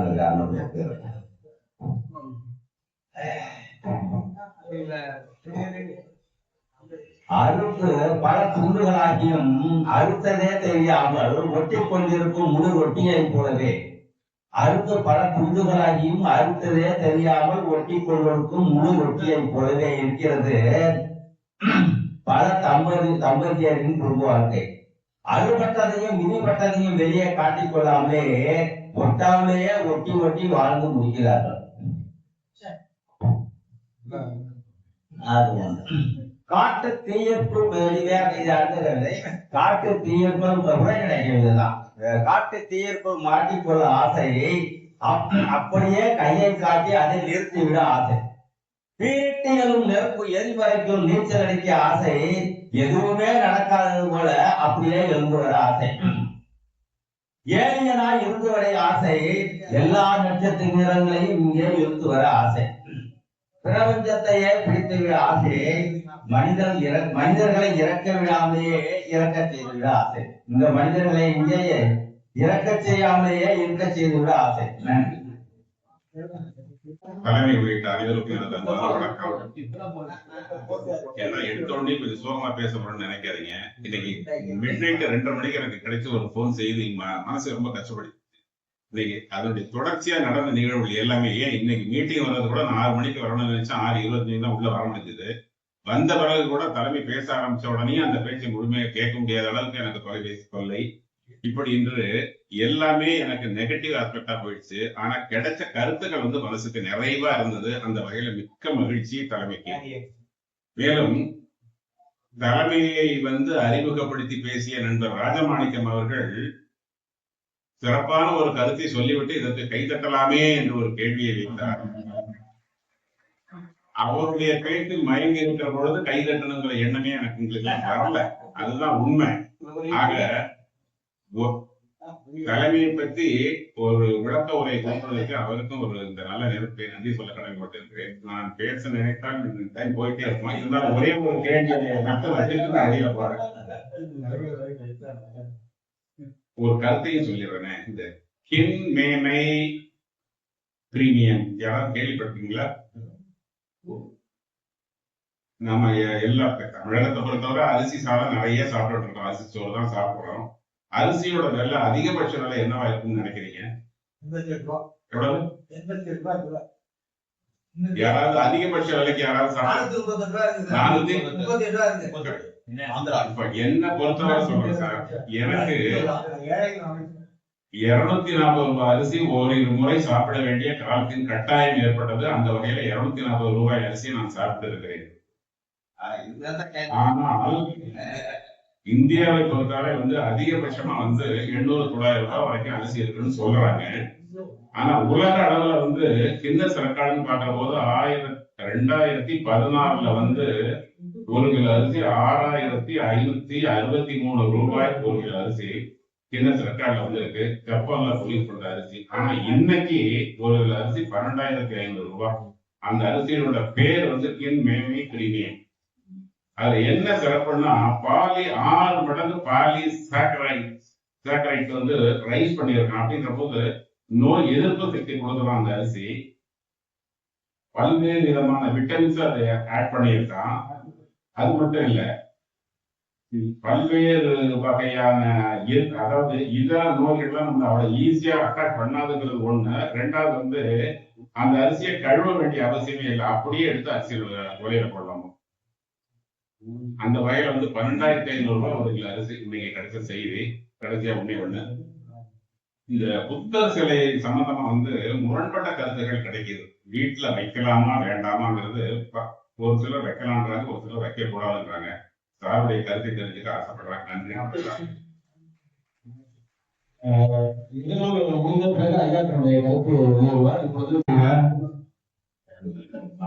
டாக்டர் ஜம்பலிங்கம் அவர்களுக்கு நம்முடைய அழகமான நகர் வாசகர்கள் சார்பாக நன்றியை தெரிவித்துள்ளோம். ஏனென்றால் சொல்றதை கூட அதிலிருந்து நீக்க முடியும். ஒரு உரை என்றால் அந்த உரையினுடைய பயன் எப்படி இருக்க வேண்டும் என்றால் அது ஒரு வாக்கியத்திலிருந்து ஒரே ஒரு சொல்லை இடம்பெயர்ந்தால் கூட அந்த உரை பயனில்லாமல் போய்விடுகின்ற வகையிலே போன வாரம் கலெக்டர் ஆஃபீஸ்ல ஒரு துணையாளர் மன்னர் பேசினாங்க. பேசுறப்ப நான் அப்படி சொன்னேன், சிங்கப்பூர்ல தான் இந்த உரை இருக்கு, பயனில்லாமல் எதுவும் சொல்ல மாட்டாங்க. ஒரு சொல் கூட பயனில்லாமல் வரவே வராது. இது இன்றைக்கு யாருக்கு மிக பயன் தரக்கூடியது என்றால் இருக்கக்கூடிய தமிழ் பல்கலைக்கழக மாணவர்கள், ஆய்வு மாணவர்களுக்கு மிக மிக மிக முன்னுதாரணமான சார். இது மாதிரியான உரையை கேட்பதற்கு அவர்களுக்கு இந்த வாய்ப்பு கிடைக்கவில்லை. அந்த படிக்கிற காலத்தில் இப்படி ஒரு வாய்ப்பு கிடைக்கவில்லை, அவங்களுக்கே கிடைக்கவில்லை. ரொம்ப முக்கியமானது. இப்படி தட்டுத்தன்மாய் வந்தவர்கள்லாம் நல்ல தலை சார்ந்த அறிஞர்களாக வந்துவிட்டார்கள். உங்கள் பொட்டி கிடக்குது உங்களுக்கு முன்னால், நீங்கள் இன்னும் வேலை வர வேண்டும் என்று உங்களை அன்போடு கேட்டுக்கொள்கிறேன். நன்றி. வாய்ப்பு ஐயா கிட்ட ஒரு கேள்வி இருக்காது. புத்தர் இந்தியாவிலதான் தோன்றி இந்த ராஜா அப்படிலாம் சொல்றாங்க, உண்மையா? நெக்ஸ்ட் இந்தியாவில ஒரு பெரிய பிரச்சனை ஒண்ணு போயிட்டு என்ன கேட்டீங்கன்னா, இப்ப இந்தியா ருபீஸ் இருக்குல்ல, அதோட வேல்யூ கம்மியாகிட்டு இருக்கு. அத நம்ம எப்படி சொல்றோம்னா, நம்ம இந்தியா ருபீஸ கொடுத்து டாலர்ஸ வாங்கி அந்த டாலர்ஸ வச்சு நம்ம இந்த ஆயில் இந்த மாதிரி தேவையான பொருட்கள்லாம் நம்ம வாங்கிட்டு இருக்கோம். இப்ப இந்தியாவில இந்த இந்திய ருபீஸோட விலை குறையுது. இப்ப 90 ருபீஸ் கொடுத்துதான் ஒரு டாலர் வாங்க முடியும். அவங்க 95 ஆயிடுச்சா, 98 இது 100 2 நாள்ல 100 ஆயிடும். 2 நாள்ல 100 ஆயிடும். 94 ரெண்டாவது விஷயம் என்னன்னா, இப்ப இது அதிகமாக்குறதுனால நம்ம இந்தியாவோட இது பொருளாதாரம் கம்மியாயிடும். ஸ்ரீலங்கால 2020 இது நடந்துச்சு. என்ன ஆச்சுன்னா, மக்கள் எந்த அளவுக்கு ஒரு இதுல போயிட்டாங்கன்னா, அவங்களோட 3 வேளை சாப்பாடு 2 வேளையா ஆக்கிட்டாங்க. இது இந்தியா எப்படி போன தடவை சமாளிச்சாங்கன்னா, அவங்கள்ட்ட இருந்த ஐடி கம்பெனிகளை விட்டு கடைசி லாஸ்ட் டைமே கம்மி பண்ணிட்டாங்க. ஆனா இந்த தடவை நம்மள்ட்ட ஐடி கம்பெனில முக்கிய ஆப்ஷன் இல்ல. ஏன்னா போன தடவை அது வித்ததுனால நம்மளுக்கு பெருசா அந்த அளவுக்கு இல்ல. இப்ப நான் என்ன சொல்றேன்னா, நம்ம வந்து சுகரு இந்த மாதிரி நிறைய விவசாய விஷயங்களை வந்து நம்ம எல்லா நாட்டுக்கும் விற்பனை பண்றோம். அதோட விலையை கொஞ்சம் ஏற்றி அதோட டிமாண்ட் அதிகமாக்குனா நம்மளால அந்த டாலர்ஸை வந்து வாங்க முடியும்னு நான் சொல்றேன். நண்பர்கள் அனைவருக்கும் நன்றியை தெரிவித்துக் கொள்கிறேன். நீங்க வந்து ஏழை பற்றி புத்தகத்தை நிறைய பேசினாங்க. ஆனா என்னுடைய ஒரு கருத்தை அவர்கள் கண்காணித்து அதற்கையும் கைப்பற்றாங்க. என்னன்னா புத்தரை பற்றி பேசுகிற பொழுது புத்தர் ஒரு தனிப்பட்டவர் அல்ல. புத்தர் இந்தியாவிலே பிறந்திருந்தாலும் தமிழகத்திலே பிறந்தார். ஆனால் உலகத்திலே எங்கேயும் இல்லாத பிறந்த நாட்டில் அவருக்கு சிலை இருக்கிறது. தாய்லாந்திலே இருக்கிறது சிலை 60 அடி நீளம் கொண்ட தங்க சிலை. ஆனால் நமது தமிழ்நாட்டில் நமது இந்தியாவிலே அப்படிப்பட்ட சிலைகள் செய்ய. அடுத்தது சிலைகளை புத்தரை பற்றி பேசுகின்ற பொழுது புத்தருடைய கருத்துக்கள் குருக்களுடைய ஒப்ப இருக்கும். அதை பலர் எழுதலாம். மாணவ செல்வங்கள் படிக்கலாம் சொல்றாங்க. ஆனா நான் இப்போ சொல்றேன், அதை யோசித்து பாருங்க. அதாவது எவன் ஒருவன் மனமாற்றத்தில் நீங்கி சகல தீரங்களிலும் நிலைபெற்று இருக்கிறானோ அவனே புறவரைக்கு, அதாவது சாமியாராதத்துக்கு தன் மகன் சொல்றாரு. அதே கிருத்ததையா மனமாற்றத்தில் நீங்கி எவனோ இன்னும் திருவள்ளுவர் சொல்றார். இப்படி திருவள்ளுவரையும் நாம் ஒப்பிட்டு பார்ப்போம், எழுத வேண்டும். மாணவ செல்வங்கள் நினைத்தால் அதை செய்ய முடியும். அதாவது அதே மாதிரி புத்தர் வந்து ஒரு ராஜாவாக பிறந்திருந்தாலும் அவருடைய வாழ்க்கை பூராவும் எளிமையாக இருக்கிறது. ஒருமுறை கடற்பகுதியிலே காட்டுப்பகுதியிலே அவருடைய நண்பர்கள் எல்லாம் இருக்கிற போது ஒருவன் வந்து ஒரு பாத்திரத்தை தேடிக்கொண்டு ஓடுகிறார். எல்லோரும் அவனை பிடிக்க முயல்கிறார்கள். உடனே புத்தர் அவர்களை தடுத்து ஒரு நல்ல பாத்திரத்தை கொடுத்து இதை கொண்டு போய் அவனிடம் கொடுத்து விட்டு அவன் கையில் இருக்கிற பாத்திரத்தை வாங்கி வாருங்கள் என்றார். ஏன்னு கேட்டான், அந்த பாத்திரம் கோட்டையாக அது அவனுக்கு பயன்படாது, ஆகையினாலே அதை நீங்கள் அனைவரும் வாங்கி வர வேண்டும். இப்படிப்பட்ட கருத்துக்கள் எல்லாம் புத்தமதத்தில் இருந்து புத்தமதத்தை பற்றி சொல்கிறபோது புத்தமதத்தில் புத்தர் எழுதிய சமபதம் என்று சொல்கிறார்கள். அந்த சமபதத்திலே ஏகப்பட்ட கருத்துக்கள் உள்ளன. அவை அனைத்தும் நமது குரலிலே ஒப்ப நாம் எழுத முடியும்.